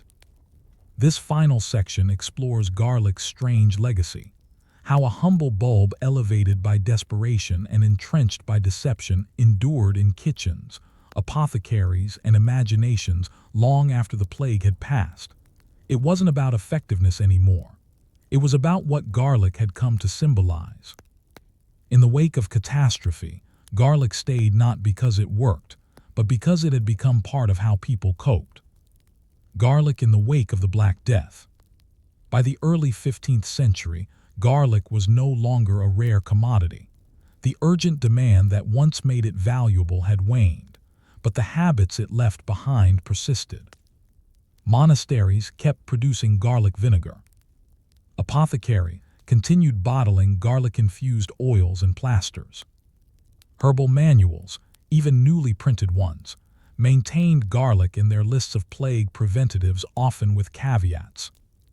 In a 1432 London herbal, garlic appears with this odd instruction: though its strength against death is unproven, it keeps the stomach moving and the breath strong. Let none go into crowded houses without it near. That phrase, though unproven, is the quiet admission of a society that had clung to garlic out of fear, and now, in calmer times, had no reason to let it go. Because something else had happened. Garlic had become ritual. The ritualization of use. Throughout 15th century Europe, garlic found new symbolic life. It was still eaten. Of course, it had never ceased to be a staple for the poor, but now it was also hung above doors to keep foulness out, rubbed on thresholds before winter, worn in small leather pouches by travelers and midwives. In parts of Eastern Europe, bridegrooms carried garlic cloves in their pockets for protection on their wedding night. In Germanic territories, Field hands would chew garlic before harvest, a tradition said to ward off fevers and the yellow wind. These weren't medical uses anymore. They were ritual acts, ways to reassert control over bodies, homes, and seasons. Garlic had become a plan of protection, not because it cured anything, but because it had stood between people and the plague, even symbolically. And symbols once forged in fear are slow to fade. From fraud to folklore. The memory of fraud of peddlers selling false cures and nobles hoarding cloves did not vanish, but it transformed. In 15th and 16th century ballads, garlic sellers became figures of satire and comic relief. One Flemish song from 1467 mocks old Giselle, who sold death's perfume in a jar and claimed it kissed the Pope's own lips. Folk tales began to cast garlic as a trickster's tool, part remedy, part ruse. Yet even in these stories, garlic retained a strange reverence. It was the folk's ally, the peasant's shield, even when it failed. This duality, belief and doubt in one bulb, ensured garlic's place not just in diets, but in narratives. Medical reassessment and garlic's true benefits. Centuries later, garlic would be reassessed by medical science. Modern studies confirmed its antimicrobial and cardiovascular properties. It wouldn't cure plague, but it could fight bacteria, reduce blood pressure, and offer genuine health benefits. In other words, garlic worked, just not in the way people thought. But even before these discoveries, garlic had proven one thing. It could survive scrutiny. Not every medieval remedy could. Many were abandoned, debunked, or forgotten. Garlic endured not by force of truth, but by pervasive, persistent belief. It had embedded itself too deeply into the daily life of too many people. And so, garlic's survival was not based on evidence. It was based on experience. Cultural legacy, garlic beyond Europe. The belief in garlic as a protective agent spread far beyond plague-stricken Europe. In Eastern Orthodox tradition, garlic was used to repel the evil eye. In Jewish communities, garlic was eaten during Sabbath meals for health and strength. In Islamic medicine, garlic was acknowledged by scholars like Avicenna for its ability to clear the lungs and rid the body of worms. In South Asian traditions, garlic featured prominently in Ayurvedic medicine for digestive balance and vitality. But what unified all these beliefs, whether grounded in doctrine, tradition, or taste, was the same idea. Garlic strengthens, garlic protects, garlic helps. Whether or not it cured plague, it offered something far more lasting: confidence. The final irony. Garlic's greatest legacy may be this: it didn't have to work to be effective. In the face of hopelessness, it gave people something to do, something to prepare, something to chew, wear, brew, and share. It gave them agency, even if only symbolic. And in a time when death was invisible and arbitrary, that mattered. It still does. Reflection, the economics of belief. The story of the great garlic fraud is not a story of failure. It's a story of how belief becomes behavior, how behavior becomes economy, and how economy becomes culture. Garlic was never the miracle cure it was sold to be, but in some ways it didn't need to be. Because the real medicine in times of plague is often not in the bottle. It's in the rituals we create, the tools we cling to, and the stories we tell. And garlic somehow became all three. Story 5, Saffron and the Siege, a spice worth more than gold. In the cold air before dawn, with frost clinging to the stone walls of Basel, a shipment of dried crocus stigmas, just a few crates, passed through the city gate. Small, weightless, and guarded more carefully than silver, they were worth more. This is the story of saffron, the deep red threads plucked from the fragile autumn crocus, and how, during a period of war and illness, it became a commodity so valuable that it sparked feuds, smuggling rings, and even armed conflict. It is not just a tale of spice. It is a story about value under siege, about how something beautiful and delicate, something that bloomed for only a week each year, became the object of obsession and deceit in medieval Europe. And how, during one particularly tense moment in the 14th century, the arrival or absence of saffron could tip the balance between hope and despair. A bloom that does last. Saffron is made from the stigma of the Crocus sativus flower. Each bloom yields just 3 tiny threads. It takes around 75,000 flowers to produce a single pound. The flowers bloom only in autumn for roughly 1 to 2 weeks and must be harvested by hand, carefully, at dawn. Its uses were many. A spice for the wealthy. A dye for monks, robes, or noble garments. A medicine believed to warm the blood, soothe coughs, and even combat melancholy. And during the plague years, a possible life-saving infusion. But above all, it was rare, and in medieval Europe, rarity was a currency of its own. By the mid-1300s, saffron was so valuable that its price exceeded that of gold, pound for pound. It arrived through long trade routes from Spain, Greece, sometimes North Africa, carried by caravans, loaded onto ships, and eventually passing into the hands of merchant guilds and spice consortia. But when those routes broke down due to plague, piracy, or war, panic followed. A city under pressure. In 1374, the Swiss city of Basel was struggling. The Black Death had returned, not with the same force as in 1348, but enough to inspire terror and send citizens fleeing into the countryside. Trade slowed, food prices soared, and in the midst of it, the city council received troubling news. No saffron was coming. The main caravan from the port of Genoa, bearing dozens of crates of the precious red threads, had been intercepted by brigands in Savoy. Several guards were killed. The shipment disappeared. Basel's physicians, who had been relying on saffron to prepare a series of plague potions, infusions with honey, vinegar, saffron, and wine, had only a few ounces left. Merchants began rationing. Apothecaries closed their shutters. The absence of saffron caused more than inconvenience. It triggered accusations, thefts, and bribes. One magistrate's assistant was caught attempting to steal saffron from a locked chest in the infirmary. A rival guild accused the city's Dominican friars of hoarding the spice for private use. And then, just days after the intercepted caravan was reported lost, a whisper spread through the city.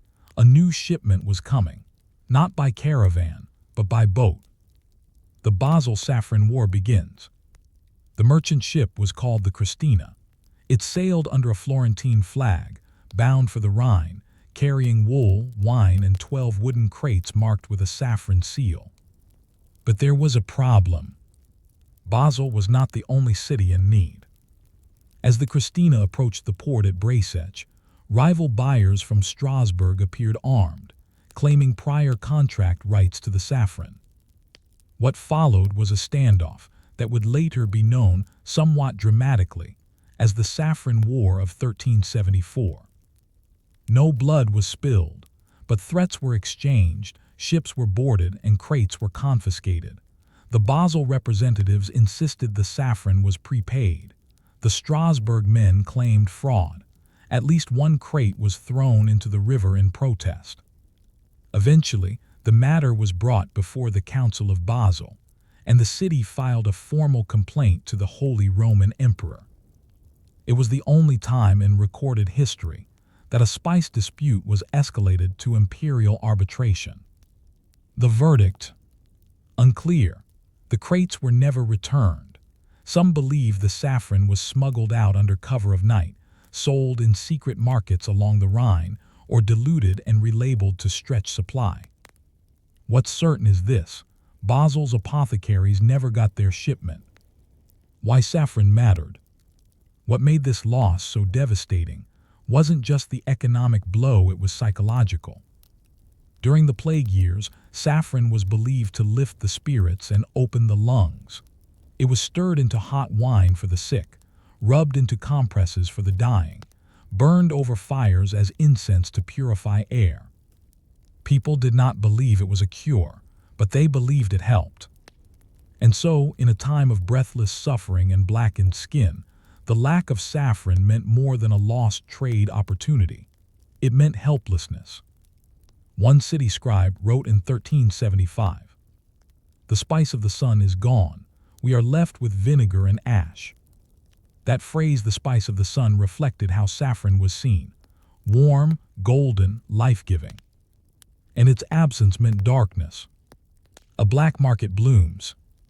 In the months that followed, Basel saw a rise in forged saffron.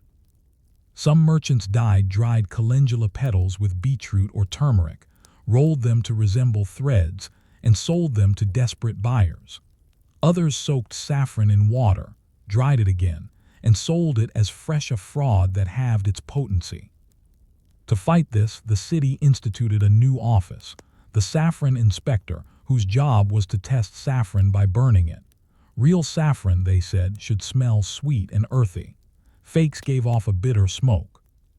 Of course, this only increased the spice's mystique. And mystique, as always, raised the price. When a flower becomes more valuable than a life, how long before someone decides it's worth stealing, smuggling, or even dying for? The Basel Saffron War may not have claimed lives in its moment, but it set into motion a sequence of events that would cost some their livelihoods and others their lives.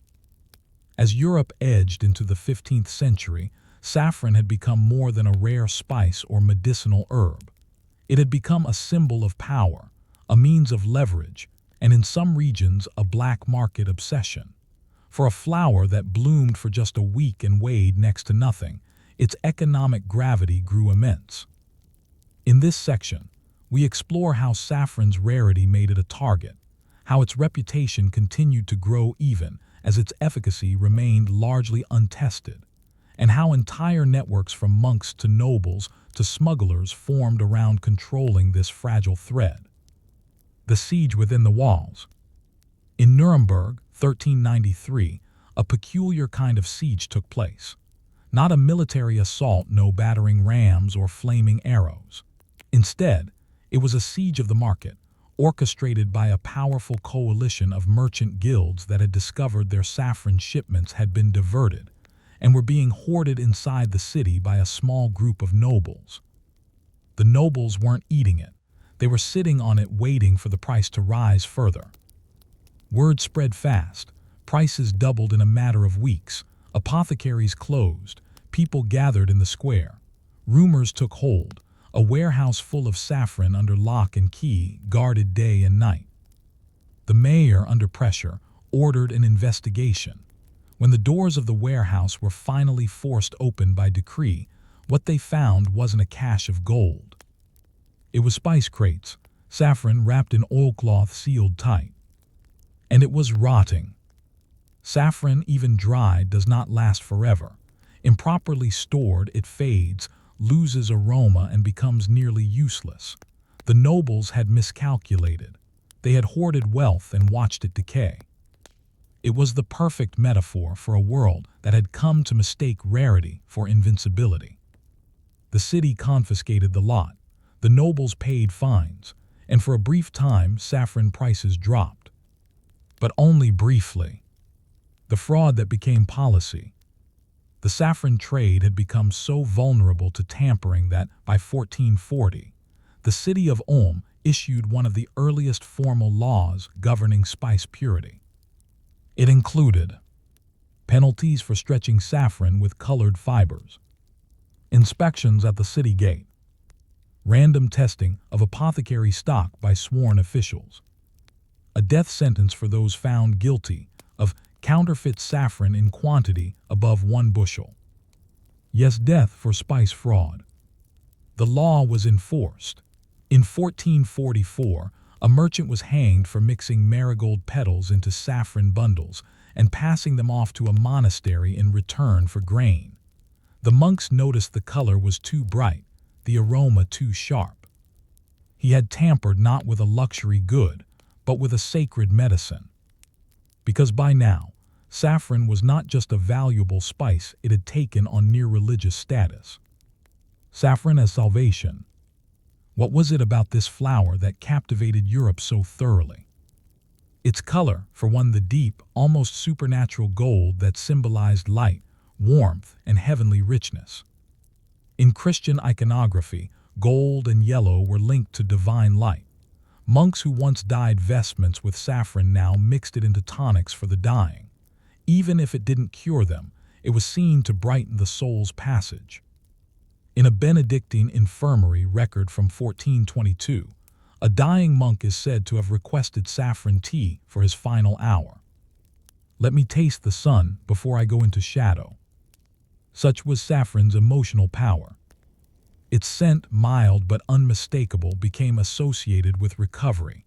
Its color, steeped in wine or oil, was likened to the dawn, and so, even when it didn't heal the body, it comforted the mind. Saffron became part of last rites, a final ritual for those who could afford it. But it was more than ritual, it was reputation. To serve saffron in your home, in soup, in bread, in cake meant you had not only wealth but access. That you could reach across borders, across danger, and place something on the table that was, for most people, unattainable. It was a performance of survival, a flower of conflict. With value came violence. In the Alps, smuggling routes developed to avoid tariffs. Men on horseback carried saffron across night paths, bribing border guards and hiding their cargo beneath wool and cheese. At least 3 deaths were recorded in 1451 alone, disputes between rival groups over lost crates and broken promises. In southern France, a saffron trader was murdered by competitors who believed he had a secret contract with a monastery. His body was found surrounded by petals, a chilling signature from those who wanted the message understood. But not all violence was criminal. In 1478, the town of Erfurt accused a visiting merchant of flooding their market with cheap, low-grade saffron and deliberately devaluing local stocks. The town council ordered his product burned in the square. 2 days later, angry townspeople attacked the merchant's caravan. Livestock was killed, 3 porters injured, no saffron survived. And yet, a week later, the city quietly imported its own supply, at a lower price, from the very region they had just condemned. Such was the hypocrisy of trade in the age of plague and scarcity. Morality was malleable, but spice was necessary. Monks in the market. Not all monastic involvement was passive. Some abbeys, especially in southern Germany and northern Italy, became active growers of saffron. Using warm microclimates, they cultivated small crocus fields within their cloisters, harvesting by hand, drying over low fires, and pressing into cakes for storage. Their methods were kept secret. Some herbals describe saffron briefly, but avoid mentioning best practices for cultivation. It was intellectual property guarded like any treasure. These monks were not traders, but they understood value. Their saffron was sold in exchange for alms, patronage, and influence. In one case, a monastery in Alsace received a stone chapel from a wealthy landowner in return for a pound of their finest saffron. It was never spoken of publicly, but the chapel stands to this day. If a flower can buy a building, start a fight, or comfort the dying, is it still just a spice, or something closer to power itself? By the late 15th century, saffron had woven itself into the very fabric of medieval European life, a thread not only of flavor and fragrance, but of influence, illusion, and identity. It had survived plague, conflict, fraud, and regulation. But now, as Europe edged toward the Renaissance and the early stirrings of global exploration, saffron's role began to shift once more. No longer merely a product of precarious caravans and monastic gardens, saffron was on the cusp of becoming a global commodity, one still fragile, still beautiful, and still at the mercy of those who sought to control it. This final section closes the story of saffron's medieval ascent and its legacy, not only as a spice, but as a symbol of how scarcity, belief, and desire shape the course of history. Saffron's final bloom in the Age of Sea. In 1482, a bitter winter descended on Florence, accompanied by plague in the surrounding countryside. While the city itself avoided the worst of the outbreak, trade routes once again slowed, and supplies of luxury goods dried up. Among them saffron. One merchant's ledger from this time records that a single ounce of saffron sold for the equivalent of 3 weeks' wages for a skilled artisan. Apothecaries began mixing saffron with ground turmeric or finely chopped straw to stretch their inventory. But in the wealthy palazzi, saffron still appeared served in saffron risotto, baked into golden pastries, or steeped in warm wine to lift the spirit after funerals. To eat saffron during hardship was to declare your immunity not just to illness, but to the chaos it created. It was a performance of control in a world that had none. And this control was jealously guarded. In a letter from a Florentine banker to his cousin in Venice, dated February 1483, we find this telling line. "Keep our saffron in the third chest beneath the dry linen. Not even the cook is to know how much remains. If we must lie, we will say it's spoiled. Better rot than rumor." Here was saffron not just as food, but as secrecy, status, and strategy. Monastic shadows and botanical silence. Though many monasteries continued to grow saffron well into the 16th century, their practices became increasingly silent. By this time, printed herbals had begun to circulate more widely, but saffron cultivation remained notably underdocumented, particularly in religious sources. Perhaps this was intentional. Too many abbeys had seen their saffron fields raided, their crates seized, or their deals scrutinized by secular authorities. To keep growing it, they would need to appear above suspicion, cloaking saffron once again in ritual, not commerce.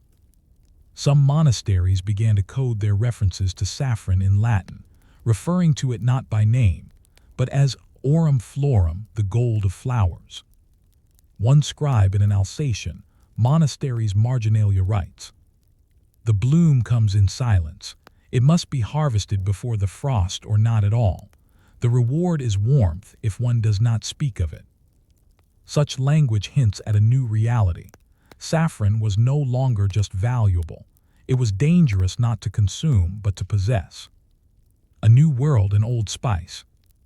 As ships began to sail farther along the coasts of Africa, across the Atlantic, and into the Indian Ocean, European attention slowly shifted. New flavors, new commodities, and new systems of exploitation emerged. Spices once rivaled gold in value, but as cinnamon, pepper, and later, vanilla and chili entered the European diet, saffron's position was challenged. It remained expensive, still delicate, still difficult, but its centrality faded. It did not vanish. Saffron would continue to be cultivated, traded, and valued, but no longer would a few crates trigger municipal unrest. No longer would city councils debate its ownership. No longer would monasteries bury it beneath stone floors. Instead, saffron settled into a quieter role, a luxury with memory. What was it all for? Looking back, what did saffron actually do? Did it save lives? Unlikely. Did it prevent plague? Certainly not. But did it matter? Absolutely. Saffron mattered because people believed it did. And in times of uncertainty, belief, even mistaken, shapes behavior more powerfully than fact. Saffron moved borders, sparked markets, fueled deceit, inspired poetry, comforted the dying. It was never just a flower. It was a mirror reflecting the priorities, fears, and ambitions of a world in turmoil. Closing reflection, the petal's lesson. In many ways, saffron was the perfect medieval paradox. Grown in silence, harvested in haste, traded in secrecy, consumed in ritual. It was a thing of beauty born from fragility, and that fragility made it powerful. Because in a world where crops failed, sickness spread, and empires stumbled, a fragile thread that offered even the illusion of strength was precious beyond measure. And perhaps the lesson saffron leaves us with is not about the spice at all, but about the desperate things we reach for when the world is coming undone. A golden thread, a bitter wine, a flower between armies. Story 6. Hemlock in the Herb Garden, Women, Witchcraft, and Apothecary Lore. In the deep shade of medieval herb gardens, usually behind the infirmary walls, away from the kitchen and far from the monks' daily paths, there sometimes grew a plant with finely feathered leaves, a hollow green stem, and small white flowers arranged in a delicate umbel. It looked harmless, even beautiful, but it was hemlock Caneum maculatum, and it was lethal. This is not a story about a famous execution in ancient Greece, though the shadow of Socrates lingers at its edge. It is, instead, about how a deadly plant found its way into medieval medicine, how it became linked fairly or not to women, to witchcraft, and to the tension between healing and heresy. In its roots lie the quiet, often obscured histories of female apothecaries, midwives, and hedge witches, those who walked the line between remedy and rebellion, between care and crime. Hemlock was a plant of contradictions, deadly, yet useful, feared, yet cultivated. And in the hands of the wrong person or the right one, it was a tool that could end suffering or begin accusation. The poison in the garden. Despite its danger, hemlock wasn't rare. It grew easily across Europe in damp soils, along fences, beside rivers, and sometimes unnoticed among medicinal herbs. And therein lay the risk. It was easily mistaken for parsley, wild carrot, or anise. Its smell was unpleasant, mousy, said some, and when crushed, it left a bitter metallic scent on the fingers. But the real danger was not confusion. It was intent. Hemlock was known to paralyze. In large doses, it caused trembling, then numbness, then death. The muscles simply stopped responding, especially the ones that moved the lungs. The mind remained alert. Suffocation with awareness. And yet, in tiny, carefully controlled amounts, hemlock had another use: sedation. For patients writhing in pain from wounds, childbirth, or terminal illness, it could induce calm, even sleep. Risky, yes. But in an age with no morphine or chloroform, desperation made room for danger. Apothecaries and midwives knew this. They learned it not from the university, but from observation and from each other, which meant much of this knowledge was female. Women of the herb. Though barred from most universities and physician guilds, many medieval women served as healers in practice, if not in name. They were midwives responsible not just for birth, but for the aftermath. Herbalists who kept dried roots in linen bundles. Cunning women who blended prayer with poultice, often illiterate but deeply observant.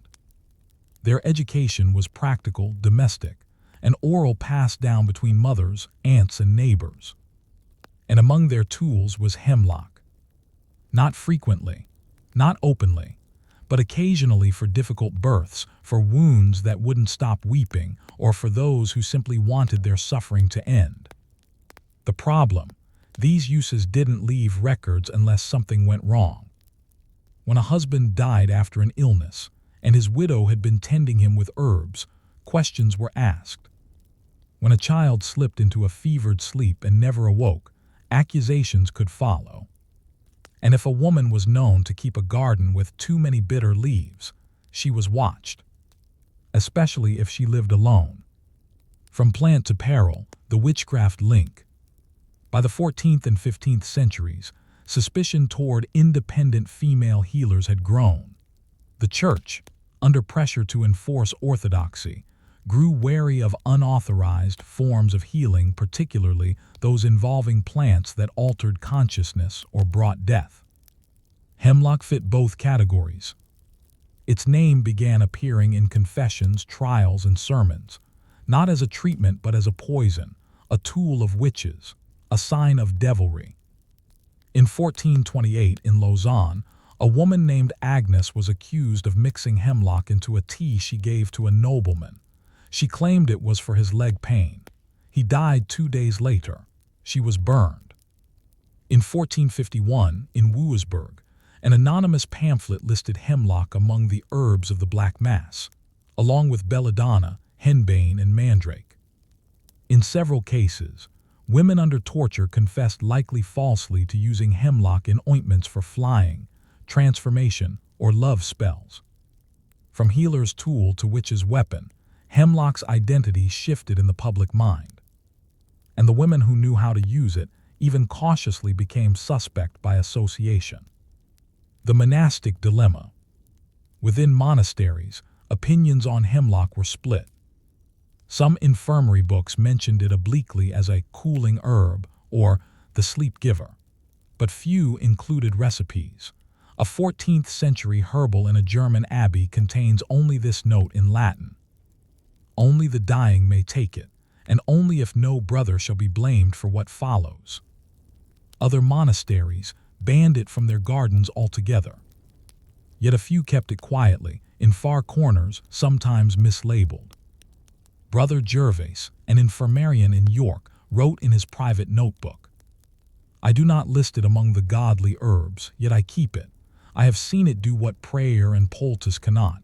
I do not use it, except when I do." The ambiguity was telling. Monks understood that suffering had edges even faith could not blunt, and they too reached for hemlock not in hope but in surrender. The illusion of control. Hemlock wasn't always deadly. That was part of its danger and its appeal. It offered the illusion of control in a time when death came suddenly, and often. To administer a carefully diluted preparation to ease a loved one into a final sleep, or to dull agony before the end felt like mercy. It wasn't murder, it was release. But the church didn't see it that way. By the late 15th century, several ecclesiastical edicts warned against the use of herbs of silence, a phrase that likely included hemlock. Midwives and women apothecaries were forbidden from practicing without oversight. Some fled to smaller villages. Others stopped practicing altogether. And some did not stop. They kept the plant, kept the knowledge, hid it deeper in the garden. Used it when needed. Not as witches, not as criminals, but as caretakers in a cruel world. When the power to ease suffering is taken away, who suffers more, the dying, or those left unable to help? By the mid-15th century, hemlock had become a whispered word not just in gardens or herbals, but in courts, sermons, and secret confessions. It was no longer merely a plant. It was evidence. Evidence of disobedience, of deviance, of too much knowledge in the wrong hands. Yet even as it drew suspicion, hemlock remained in circulation, passed from hand to hand in carefully folded cloth packets, written into the margins of manuscripts, murmured over sickbeds in tones barely above breath. In this section, we trace the quiet persistence of hemlock in unofficial medicine, and how its survival depended on secrecy, encoded communication, and above all, the stubborn resilience of women who refused to forget what they knew. The widow's garden. In a village near Limoges, a widow named Usebau tended a herb garden behind her cottage, narrow, overgrown, and aromatic. She was neither educated nor literate, but she had served as a midwife and herbalist for over 3 decades. People came to her when bobbies wouldn't turn, when fevers burned too long, or when a husband lay gasping after a spear wound from a tavern brawl. And they came sometimes when someone needed help dying. Usebau kept hemlock, not much, dried in bundles tucked in wax paper marked with a red string. She never used it casually. She always warned, "This is not healing, this is ending." Her notoriety grew when a local magistrate's elderly father died peacefully under her care. Whispers spread. She had smoothed his passing with something more than prayer. The magistrate didn't investigate. He may have been grateful. But 3 years later, during a wave of ecclesiastical purges against unauthorized healers, Usebau's name appeared on a list. She was arrested, questioned, and imprisoned. She refused to confess. There was no trial. She died in her cell. Her garden was razed, her herbs burned, her cottage left to collapse. But 2 of her apprentices, women she had trained, moved quietly to another village. They brought their knowledge with them. And so Hemlock lived on. Encoded herbals and the language of disguise. In the increasingly dangerous climate for herbalists and midwives, knowledge had to be hidden but not lost. Some women began writing household books that mixed herbal recipes with domestic advice. Jams, cleaning solutions, dressings for wounds. Hidden within these were coded instructions for more serious treatments. Hemlock often appeared under alternate names. St. Agnes Parsley, the hollow stem, silencer. Dosages were rarely given directly. Instead, the recipes might say, use 1 whisper, not a full breath, as much as sits on the nail of the smallest finger. These weren't precise, but they were understood. Some manuscripts used symbols, a drawn hand with fingers folded, or a flower with its stem broken to mark pages dealing with hemlock or other dangerous plants. In one rare book from Flanders, a recipe reads, "For the suffering who will not suffer more, the gift of the feathered leaf may be given, only under silence, only under moon." It was less instruction than incantation, not magical, but cautious. A way to pass knowledge without betraying it. The physician's quiet collaboration. Despite the church's condemnation and guild restrictions, some licensed physicians understood the value of working with women herbalists, especially in areas where official medicine failed. One physician in Lübeck, Master Conrad, wrote in 1475, "The midwife brings me what I cannot reach. I bring her what she may not hold. Between us, sometimes the suffering ends." He recorded 3 cases in which he collaborated with a female healer to administer hemlock preparations to terminal patients. In each case, he wrote, the patient was not cured but was calmed. These partnerships were never public. They carried risk for both parties, but they occurred often enough to suggest a quiet alliance forged in the margins. In these spaces behind closed doors, between lines of text, beneath layers of official doctrine, hemlock found its keepers. The witch hunts and the shutting of doors. The turn of the 16th century brought with it a dark convergence, rising religious paranoia, social instability, and the growing power of centralized institutions, both secular and spiritual. The witch hunts began in earnest. Suddenly, the same skills that had once been quietly accepted herbal knowledge, birth assistance, the ability to ease pain, were recast as evidence of satanic practice. The Malleus Maleficarum, published in 1487, listed the herbs of flight and forgetfulness among the tools of the witch. Hemlock, alongside henbane and belladonna, was named specifically. Now, to grow hemlock was dangerous. To use it, fatal. To know about it, suspect. Thousands of women were tried. Many were executed. Some never had any connection to medicine at all. But those who did, especially midwives and solitary healers, were especially vulnerable. Their gardens, once spaces of learning and care, became grounds for evidence. And still some kept growing. They planted at night. They moved frequently. They used aliases, and they trained their daughters not in open daylight but in whispers and gesture. The knowledge contracted, but it did not disappear. A plant with a memory. By 1500, hemlock was no longer openly discussed in medical circles. University physicians avoided it. Herbalists referred to it obliquely, if at all. It had become a ghost in the botanical canon, present but unnamed.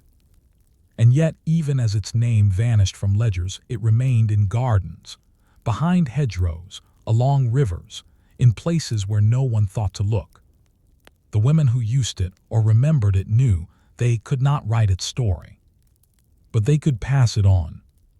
In a gesture, a dried bundle, a phrase murmured over tea.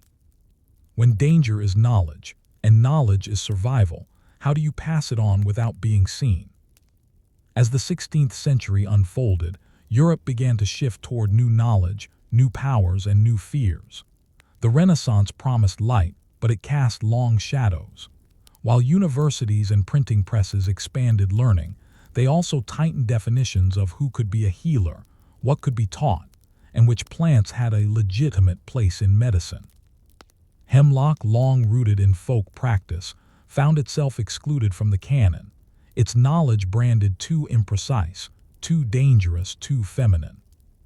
And those who kept using it, who still whispered its name and passed its secrets from hand to hand, had to navigate a world where every remedy might be read as a crime.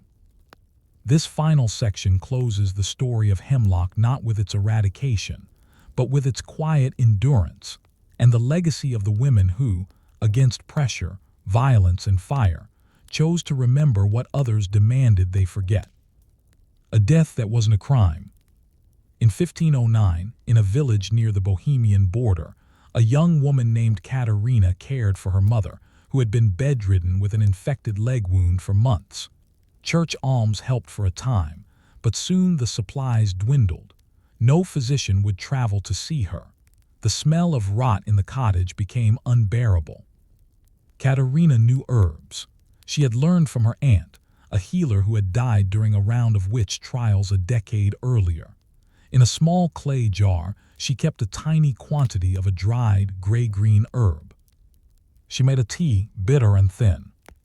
Her mother died quietly that night.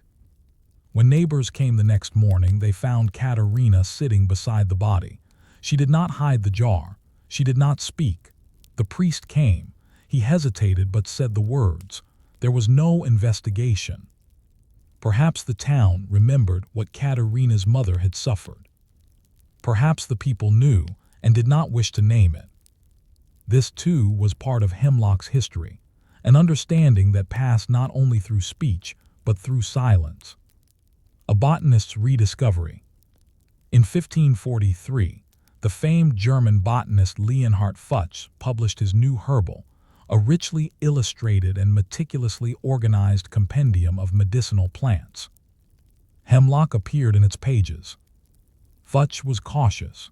He described its appearance, its similarity to other plants, and warned extensively about its toxicity. But he also noted, used with great care, it hath been known to dull agony in final hours.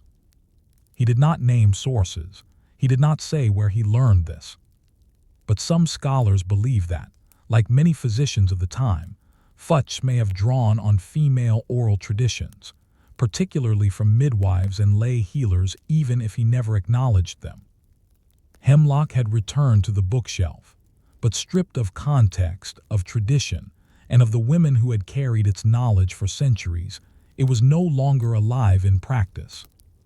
It had become a drawing, a warning, a specimen to be studied but not touched. From healing to heresy to history. What had happened to hemlock had happened to many plants and to many people. It had moved through three identities. A remedy used in extremity, valued for what little comfort it gave. A weapon feared for its power, punished when wielded by the wrong hands. A relic preserved in books, frozen in ink, disconnected from lived experience. For women especially, this progression mirrored a broader loss. Where once they had served as community healers present at birth, at sickness, at death, they were now increasingly excluded, replaced by university-trained men operating under guilds, licenses, and church approval. And yet, even as institutions closed doors, gardens continued to bloom. Hemlock, banned in writing, persisted in shadow. A legacy without a name. In the 17th century, physicians would turn to opium. In the 18th, laudanum. In the 19th, ether and morphine. But before all of these, for the suffering poor who could not afford elaborate treatments or city-trained doctors, there was only what the women of the herb garden could offer. And when pain became unbearable, when the moans echoed through thin walls, when fever and rot and agony stripped away all else, a bitter tea, a poultice, a sleeping draught passed from an old hand to a younger one, sometimes included a single whisper of hemlock. Not to kill, not always, but to soften the end. Was it right? History doesn't say. But history, too, was not written by those women. Reflection, a bitter root, a tender act. Hemlock's story isn't about the plant, not really. It's about who is trusted with knowledge, who gets to decide what healing looks like, how easily a tool of compassion can be reframed as a weapon, depending on who holds it. It's about the fine line between care and crime, and the courage it took to stand on that line when the world was watching with fire in its hands. Even now, hemlock grows wild across Europe and North America. Few notice it, fewer know it by name. But somewhere a thread of that knowledge, bitter, quiet, dangerous, necessary, still exists. Not as a cure, not even as a medicine, but as a memory. Story 7. The well that wasn't holy. Water, disease, and delusion in medieval cities. In the heart of a bustling medieval city, behind the walls of timber and thatch, between the bell tower and the marketplace, there was always a well. It was more than infrastructure. It was a centerpiece of life. Children gathered there to fetch pails. Women exchanged gossip as they drew water. Pilgrims knelt to drink and wash. Merchants rinsed dust from fruit, and priests sprinkled it in blessing. Water was sacred, and the well was its altar. So when a sickness began to spread, slow at first, then relentless, no one blamed the water, not at first. This is the story of how water, faith, and poor understanding of sanitation turned Europe's cities into cradles of disease, and how people clung to holy wells and miracle springs even as they poisoned themselves with every sip. It is not a story of villains. It is a story of misplaced trust, invisible threats, and the consequences of faith without knowledge. The well in the square. Let us begin in the city of York, around the year 1349. The Black Death had arrived. The city had already lost hundreds. Monks rang bells hourly for the dead. Shops were shuttered. The air reeked of ash, sweat, and lavender, meant to keep the plague away. In the city center stood St. Oswin's Well, a stone-rimmed spring said to be blessed by the saint himself. Pilgrims claimed that its water had cured boils, leg ulcers, and melancholy. The church guarded it jealously, and those who fetched its water often left coins in the shrine box nearby. When plague victims were brought to the nearby chapel, the priests sprinkled them with water from the well. When children died, parents wept and poured the water into their mouths, hoping for revival. When a dying woman was asked her final wish, she whispered, "Bring me Oswin's cup." No one questioned the well, until a young apprentice named John did. His mother had died a week after drinking from the well, then his sister, then a neighbor. He noticed that those who avoided the well out of poverty, not skepticism, seemed to fall ill less often. He mentioned this to a friar. The friar slapped him and said, "Blasphemy spreads faster than plague." John said no more, and the deaths continued. Water as medicine and as mystery. In medieval thought, water was more than physical. It carried spiritual properties. Holy wells dotted the landscape. Many were once pagan springs, repurposed by the church but still venerated in local customs. Each had its own legend. A spring where a saint had knelt. A pool that healed blindness. A dripstone cave that cured infertility. Pilgrims traveled for days to reach these sites, often drinking deeply, washing in them, or bottling water to carry home. Medical texts of the period reflected this reverence. One 13th century herbal reads, "Water that runs clear, with no scent, drawn before sunrise and blessed by a holy man, is sovereign against fevers, griefs of the belly, and fits of the mind." But clarity and holiness did not equal safety. Few understood that latrines drained into rivers, that dead animals polluted streams, that buried bodies leached into aquifers. Wells in cities were often shallow, no deeper than the reach of a shovel, and the surrounding land was filthy. Refuse was thrown into the street, rain carried it down, and still people drank. Because it tasted pure, because it had been blessed, because not drinking it meant trusting something they couldn't see. When trust is stronger than evidence. In Cologne, a wealthy merchant fell ill with dysentery in 1401. His family summoned a doctor, who advised boiled wine and dried fruits, but his wife insisted on bringing water from the fountain of St. Maria, whose waters had cured madness just a year prior. The merchant drank deeply, he worsened. The next day he died. The wife wept and swore she had been misled not by the well, but by her faith. She said the saint had abandoned them. The priest reassured her that perhaps the merchant's sins were too great for healing. No one blamed the water. Not yet. Monasteries and the water problem. Even in monasteries, where rules about cleanliness were stricter and some rudimentary knowledge of health circulated, water systems were crude. Monks bathed irregularly. Latrines known as rereators were shared, poorly ventilated, and often emptied into nearby streams. Wells inside cloisters were valued for their purity, but few were protected from runoff. In a Cistercian abbey near Burgundy, records from the 1450s reveal a troubling note. The well is to be used no more for broth, for Brother Armin has found worms within. It is the only mention. No explanation follows. The well may have been cleaned or simply forgotten. What matters is this: they knew, or at least suspected, and still the practice continued. Why? Because alternatives were worse. Wine was expensive, ale was weak, and rainwater was unpredictable. And more importantly, because the well was sacred. To question its safety was to question God's provision. The broken cistern. Back in York, apprentice John kept silent after his rebuke, but he continued to observe. He noticed that animals would not drink from the well, they preferred puddles in the alley. He marked which families used it and which didn't, and the pattern held: more deaths among the faithful than the skeptical. Eventually, after the worst wave passed, John became a mason. He built houses, then city walls.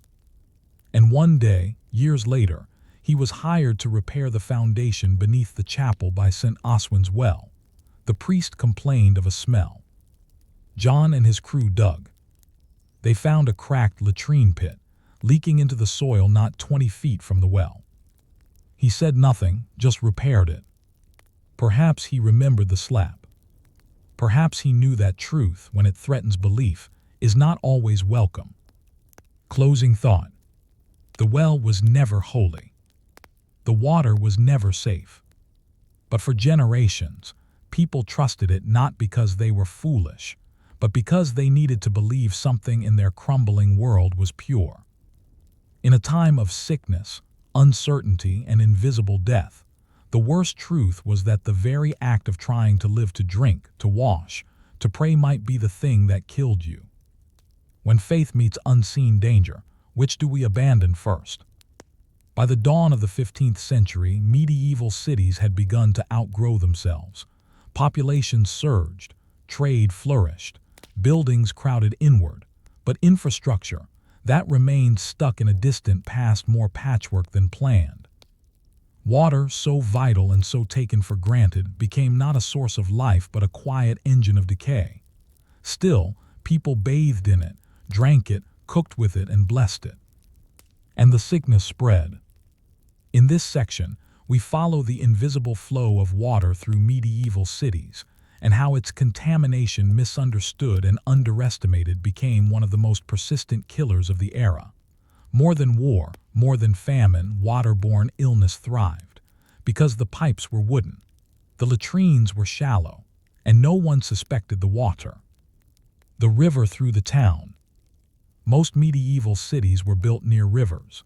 It was logical, fresh water for drinking, washing, tanning, milling, and transportation. But as cities grew denser, the river became a contradiction source and sewer simultaneously. Take London, where the river Fleet ran through the city. By the late 14th century, it had already begun to stink. A local chronicler wrote, "The river is choked with refuse and the skins of beasts. The water runs dark. Fish flee its touch." Yet washerwomen knelt at its banks, scrubbing linen with lye. Children splashed at its edges. Surgeons rinsed bloody instruments downstream from slaughterhouses, and brewers drew water for ale from wherever they could. No one made the connection, not clearly, not officially, between this water and the wave of cholera-like dysenteries, fevers, and inexplicable stomach ailments that passed from house to house. Because there was no concept of microbes, no notion of bacterial contamination, the idea that something invisible in water could kill you, that belonged to fantasy, not medicine. Instead, physicians blamed the air, the stars, miasma rising from marshes, a corruption of humors. And so the rivers ran darker. Latrine, cesspits, and the walls of denial. In smaller towns and villages, homes had cesspits, shallow holes dug behind or beneath houses. In wealthier homes, these were sometimes lined with stone or emptied occasionally by gong farmers, men who shoveled waste at night and dumped it far beyond the city limits. But most pits were not lined, most leaked. In cities like Paris, the problem became severe. The Rue des Innocents, a major residential street near a cemetery, was notorious for flooded cesspools. The runoff mingled with rain, flowing down into the Seine, the same river where monks filled their water barrels and bakers rinsed dough troughs. Even monasteries were not immune. At Cluny Abbey, records show complaints about the odor near the cloister's well. Yet the solution was not improved plumbing. It was prayer and perhaps a fresh lining of moss and stones. Because the problem wasn't just engineering, it was belief. To question the purity of water blessed at a chapel or drawn from a holy spring was to imply that sacred things could be dirty. And for many, this was too difficult to imagine. A hidden map of death. In 1412, a scribe in Nuremberg was commissioned by the city council to document the pale houses, homes with repeated sickness and death. He created a crude map of the city, marking the locations of households affected by what we now recognize as dysentery and cholera. The result was chilling. The highest concentration of deaths were in the lowest parts of the city, places closest to the river, where refuse pooled, where groundwater was easily contaminated. But the scribe had no framework for this observation. He simply wrote, "It seems the dying follow the water." And the council, seeing no clear reason, ordered a day of fasting and public confession. There would be no sanitation reforms for another 2 centuries. Boiling water, a missed opportunity. By the late 1400s, some physicians began to suggest boiling water, not because of germs, but because of balance. Hot water was believed to restore harmony in cold-blooded illnesses. This advice was largely ignored. Boiling water required firewood, time, and tools many lacked. Worse, it changed the taste, making it, to many, seem less pure. More often, people trusted visual cues. If the water looked clear, it was considered safe. Color, smell, and sediment were more compelling indicators than any physician's warning. Even in hospitals, patients were given water drawn directly from nearby streams. One London hospital record from 1488 notes, "The water from the Western Gate stream was sour today. We have added mint to ease its taste." Not filtration, not boiling, just masking. When the well is the weapon. In some cases, contaminated wells became accidental weapons, especially during sieges. In Rheims, during a siege in 1441, defenders poisoned a captured well with rotting meat to sicken enemy troops who might breach the city. But the water table was shared. Within weeks, civilians were sick too. In Venice, during a flood, several wells were overtaken by sewage and salt water. Panic spread not just because of the illness, but because some believed the water itself had turned evil, that God had cursed the city for its sins. Priests led processions with relics, dipping them into the wells to purify them, but no relic could remove rot, and the sickness deepened. The body count rose, and still people drank. The unseen cost of trust. There is a particular cruelty in being killed by the thing that is supposed to sustain you. For medieval Europeans, water was sacred. It was a gift, a symbol, a ritual. But in trusting it without question, they gave sickness a home. The knowledge that could have saved them about bacteria, contamination, sanitation was centuries away. And the few who noticed the connection, who tried to warn others, were ignored. Or worse, accused of heresy, doubt, or conspiracy. To say the well was poison was to imply the priest had failed. To doubt the spring was to doubt the saint. And to boil the water was an insult to tradition. So they drank, and many died. When evidence and belief collide, what do we choose to preserve, truth or tradition? By the 16th century, Europe had begun to stir from centuries of unknowing.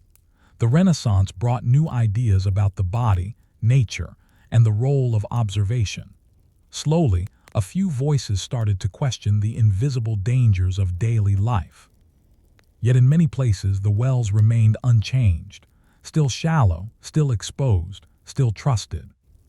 This final section traces the gradual recognition of waterborne illness, and how belief in sacred wells faded not with fire and fury, but with new habits, new priorities, and the creeping authority of scientific thought.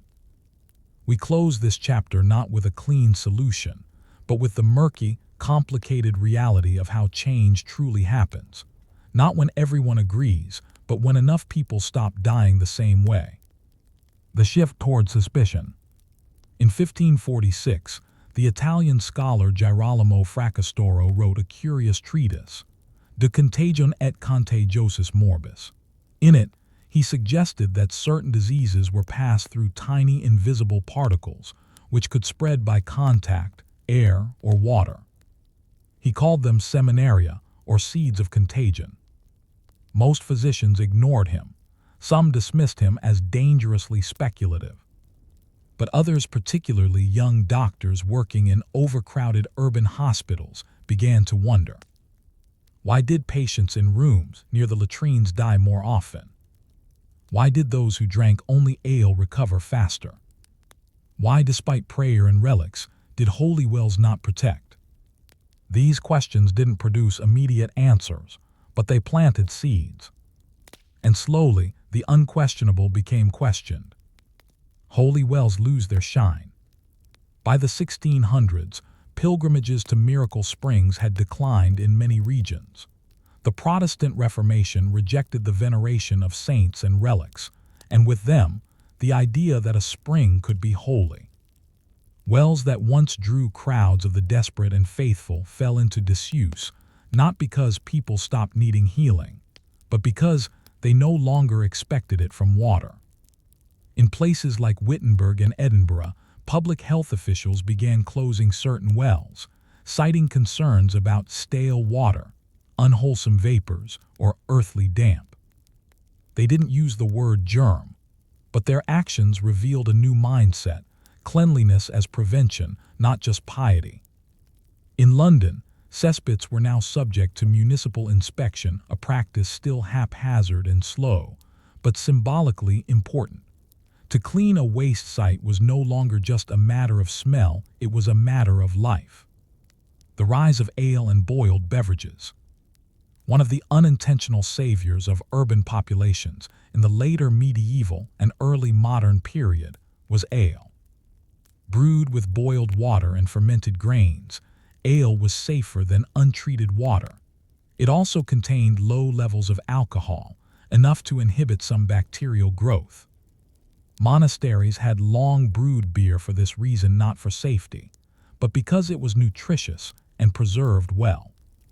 But as cities grew and sickness persisted, alehouses multiplied. Poor workers often drank weak ale daily, sometimes more than water. So did children. This wasn't ideal nutrition, but it was safer than a sip from the well. Tea and coffee, introduced later through global trade, would further accelerate the shift. Boiling water became part of daily ritual. Not because people understood microbes, but because fewer died. And that was enough. The map revisited. In 1681, a physician in Hamburg attempted something remarkable. He mapped a cholera outbreak by household, noting the proximity of each home to water sources and latrines. The resulting pattern was almost identical to the map drawn by the Nuremberg scribe 2 centuries earlier. But this time, the physician drew a conclusion. It is not the air but the water. That which stands still, which carries foulness, brings the sickness. No one called it germ theory, but the world was inching toward it. Holy wells were no longer the answer. They were, increasingly, the question. The end of a delusion and the beginning of responsibility. By 1700, in cities like Amsterdam, Copenhagen, and parts of London, rudimentary piped water systems began to appear. Wooden conduits, gravity-fed cisterns, and eventually iron pipes allowed more control over water sources. The wealthy began to bathe more often, not for ritual purity, but for health. And the poor, while still exposed to danger, at least had the language to protest. Foul water, bad pipes, contamination. Belief was shifting. A well was no longer sacred because a saint had blessed it. It was safe if it was deep, clean, and unpolluted. That understanding had taken centuries. Thousands had died not from malice or neglect, but from a kind of fatal faith in purity that was never tested, in miracles that masked rot, in springs that looked clear but ran alongside waste. Reflection, when what sustains also kills. We often think of progress as discovery, but in this case, it was unlearning. Unlearning that what is clean to the eye is clean to the body. Unlearning that holiness guarantees health. Unlearning that tradition is always trustworthy. The story of the medieval well is not just about water. It is about how long people will believe something, simply because it feels good to believe. And how much suffering must accumulate before someone says, no more. Story 8. The monks who mapped the sky, astronomy, calendars, and the miscounted years. In the silence of a monastery, far from the bustle of markets and courts, men in robes once charted the movement of the stars. They weren't astronomers in the modern sense. They had no telescopes. They weren't always correct. But they watched night after night, year after year, recording moon phases, solstices, eclipses, and feasts. To them, the sky was not just a canvas of wonder. It was a clock, a calendar, a way to know what God intended. This is the story of the medieval monks who mapped the heavens, and the surprising ways their calculations shaped how time itself was measured, miscounted, corrected, and sometimes entirely misunderstood. At the center of it all was a problem no one noticed for centuries. The calendar was slowly slipping out of sync with the sun. And while the world prayed, these monks kept writing stars above, candles below, quietly building the case that time needed to be fixed. Time is a divine pattern. In early medieval Europe, time was not kept by clocks, it was kept by bells. Monks marked the day with the canonical hours, matins before dawn, lauds at sunrise, prime mid-morning, and so on.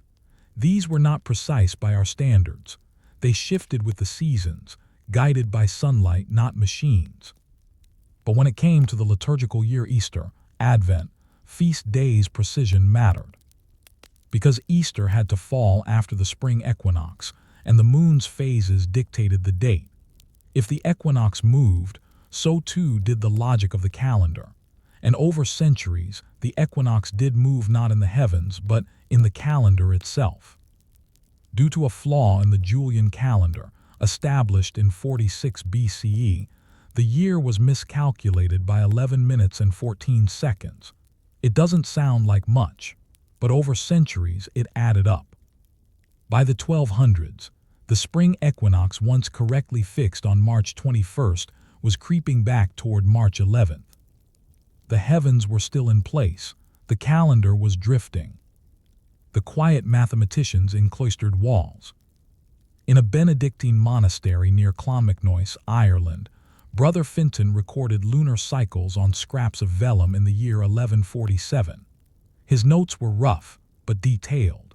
He charted when full moons appeared, when shadows dimmed the sun, and how often the dates shifted year to year. He noticed that Easter, which was supposed to fall after the first full moon following the spring equinox, was arriving too early. He had no word for precession, no framework for solar year calculations, but he wrote, "It seems to me the moon is constant, but the date changes, as if the year were shorter than the sky." His records, along with others like them across Europe, formed a body of observational evidence, quiet, humble, and largely ignored, suggesting something was wrong with the way time was being counted. Sacred duty, astronomy, and theology. For these monks, watching the sky was not a scientific curiosity, it was a spiritual responsibility. If Easter was mistimed, then every feast that followed would also be wrong. If the equinox was misdated, then the balance of fasts, vigils, and saints' days would be misplaced. If time was miscounted, was salvation mistimed too? The anxiety was not abstract. Medieval theology believed that celestial signs were reflections of divine will. Eclipses were omens, comets were warnings, star patterns were subtle indicators of balance or divine discontent. Thus, tracking the heavens became a devotional act. Correct time was holy time. And those who noticed the drift, those scribes scratching dates on tables, nodding eclipse shadows that came too early, felt a kind of creeping unease. What if the calendar was no longer aligned with God's plan? The rise of the computists. By the 9th century, a new breed of monastic scholar emerged. The computists, those who specialized in computus, the complex calculation of the date of Easter. They used intricate tables, often based on the 19-year Metonic cycle, which approximated lunar and solar years aligning. These tables were copied and recopied in abbeys from Canterbury to Reims.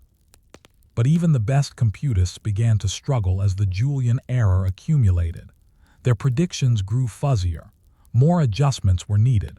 Some proposed additional leap days or calendar tweaks, but change came slowly. No one wanted to alter the sacred structure of the year without approval from the Church. And the Church, slow-moving and focused on theological stability, was unwilling to admit that time itself had slipped. The calendar is power. The calendar wasn't just a religious tool, it was political. Kings declared taxes, parliaments convened, and wars were waged based on feast days and seasons. To change the calendar meant changing the fabric of power itself. A festival held at the wrong time might anger a saint. A coronation misaligned with a holy day could bring bad luck. Entire economies operated by agricultural rhythms, which in turn were linked to liturgical dates. To say the calendar is wrong wasn't just mathematical. It was disruptive. So the monks kept their records quietly. They watched the skis. They noted the errors. And they waited. A lingering unease. In the margins of a 14th century manuscript from the Abbey of St. Gall, a monk wrote, "We are nearly 10 days behind the sun." No one acted on this note. It remained in the margin, a side thought, unheeded. But it was true. The Julian calendar had drifted by almost 10 full days. Spring festivals were arriving in winter. Harvest fasts were celebrated before the planting, and Easter crept ever earlier. Yet the daily bells rang on. The monks still prayed, and above them, the stars kept their perfect course, while the humans below stumbled forward in borrowed time. If heaven is constant and time is sacred, how long can you pretend the two still align? By the 14th and 15th centuries, a small but growing number of European scholars, mostly monks, some university clerics, began to realize something unsettling. The sacred calendar no longer matched the sky. The drift in the Julian calendar had grown impossible to ignore. Spring festivals were happening in winter weather. Solstices were days off. And most importantly, Easter, the holiest movable feast in the Christian world, was being celebrated on the wrong day.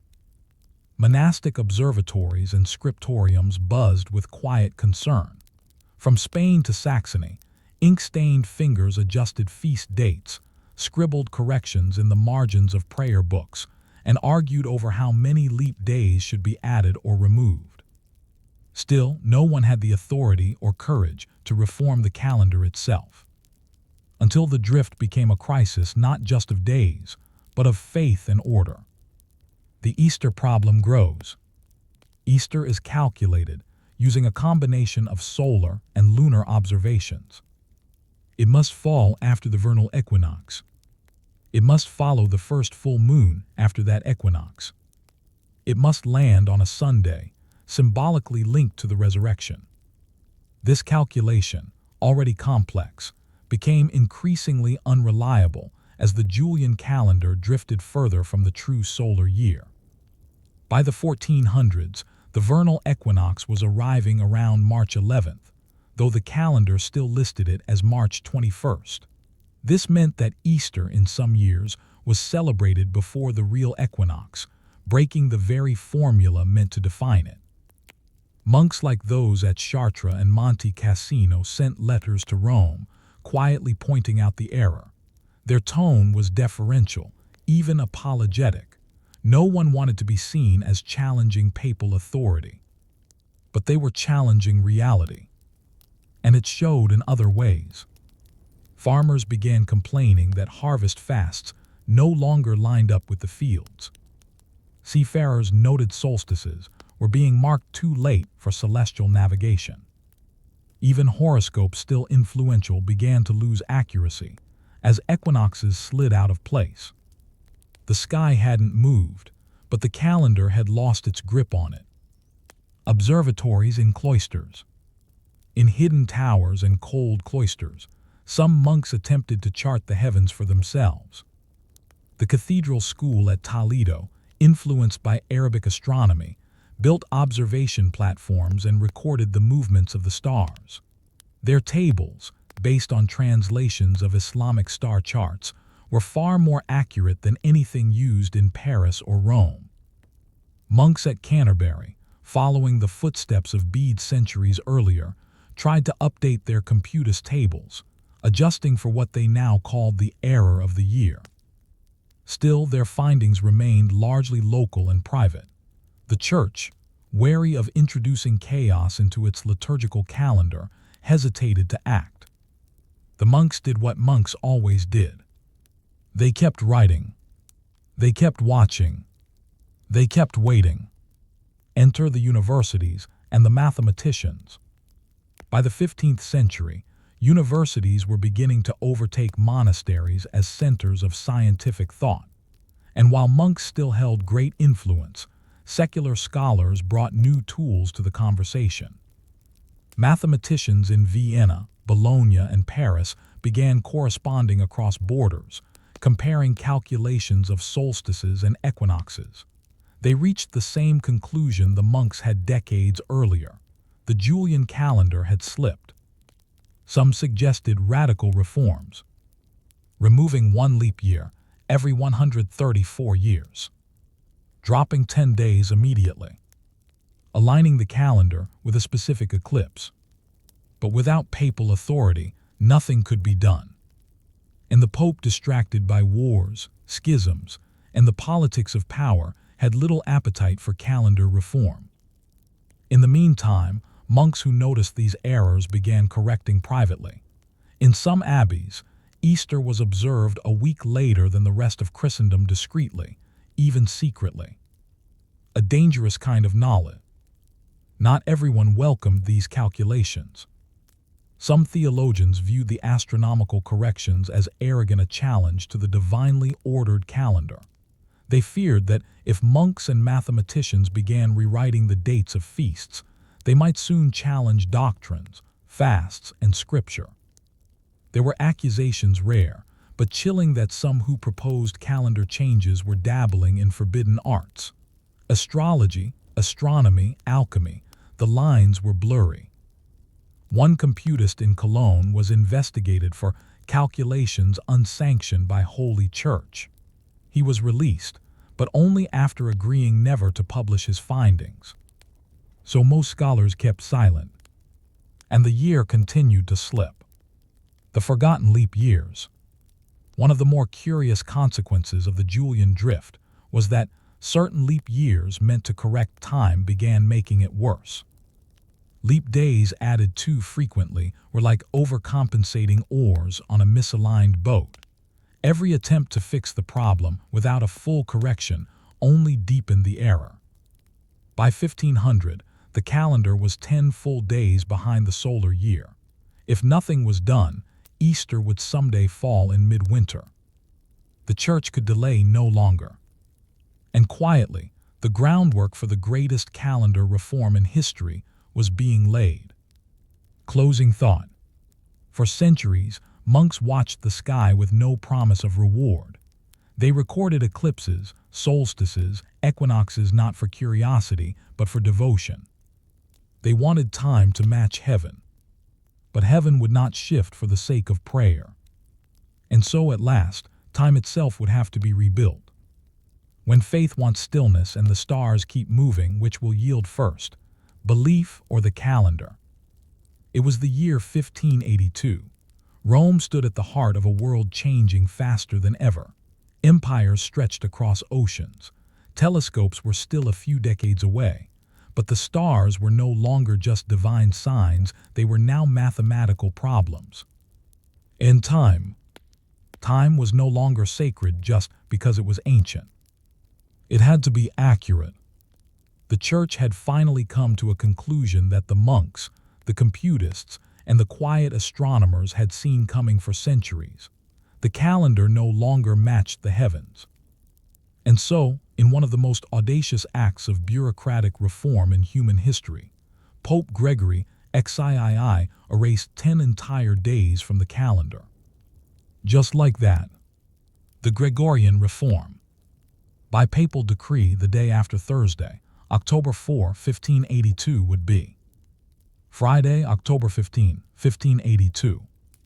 10 days gone, vanished from record, skipped in every Catholic land that accepted the reform. The change was designed not just to correct the drift, but to prevent future error. The Julian calendar had overestimated the length of a solar year. To fix that, the new Gregorian calendar dropped 10 days immediately. Adjusted leap year rules. Century years, like 1700, 1800, 1900, would no longer be leap years unless divisible by 400. Aligned the date of the vernal equinox back to March 21st, as it had been at the time of the Council of Nicaea in 325 CE. The goal: to return Easter to its rightful celestial home after the equinox, after the full moon, just as the early Church had intended. What the monks knew. For those in monasteries, the quiet observers, the record keepers of the sky, the reform wasn't shocking. It was confirmation. In fact, many had long suspected that something like this had to happen. Their eclipse tables, solstice notes, and lunar charts all pointed in the same direction. The Julian calendar was broken, and had been for a very long time. Some of the more meticulous orders, like the Cistercians, even found that the Gregorian corrections closely matched their own back-of-the-manuscript notations. Of course, none of them had the authority to change the world's clocks. But they had kept time even when time had gone wrong. And now, at last, someone was listening. Resistance and delay. Not everyone adopted the new calendar right away. Protestant regions saw it as a Catholic trick and refused to follow it. In England, the Gregorian reform was not adopted until 1752, 170 years later. In Russia, the change didn't come until after the Bolshevik Revolution in 1918. For decades, people across Europe lived on different calendars, depending on politics, religion, and geography. Even within cities, confusion reigned. Merchants might date a contract by one calendar, while a monastery nearby still kept the old reckoning. Some towns held 2 New Year's days. Farmers showed up for fairs on the wrong week. Saints' feast days had to be remapped. But eventually, as the Gregorian system proved more accurate, and as astronomy matured into a proper science, the reform became standard. The calendar held. Time was realigned. The forgotten hands behind the reform. Though Pope Gregory XIII's name now labels the calendar used by most of the world, the actual work of reform fell to astronomers, Jesuits, and scholars, many of them building directly on the work of monks who had recorded and questioned for centuries. Among them, Christopher Clavius, a Jesuit mathematician who worked out the calculations. The influence of Islamic astronomical texts, preserved and studied in monasteries.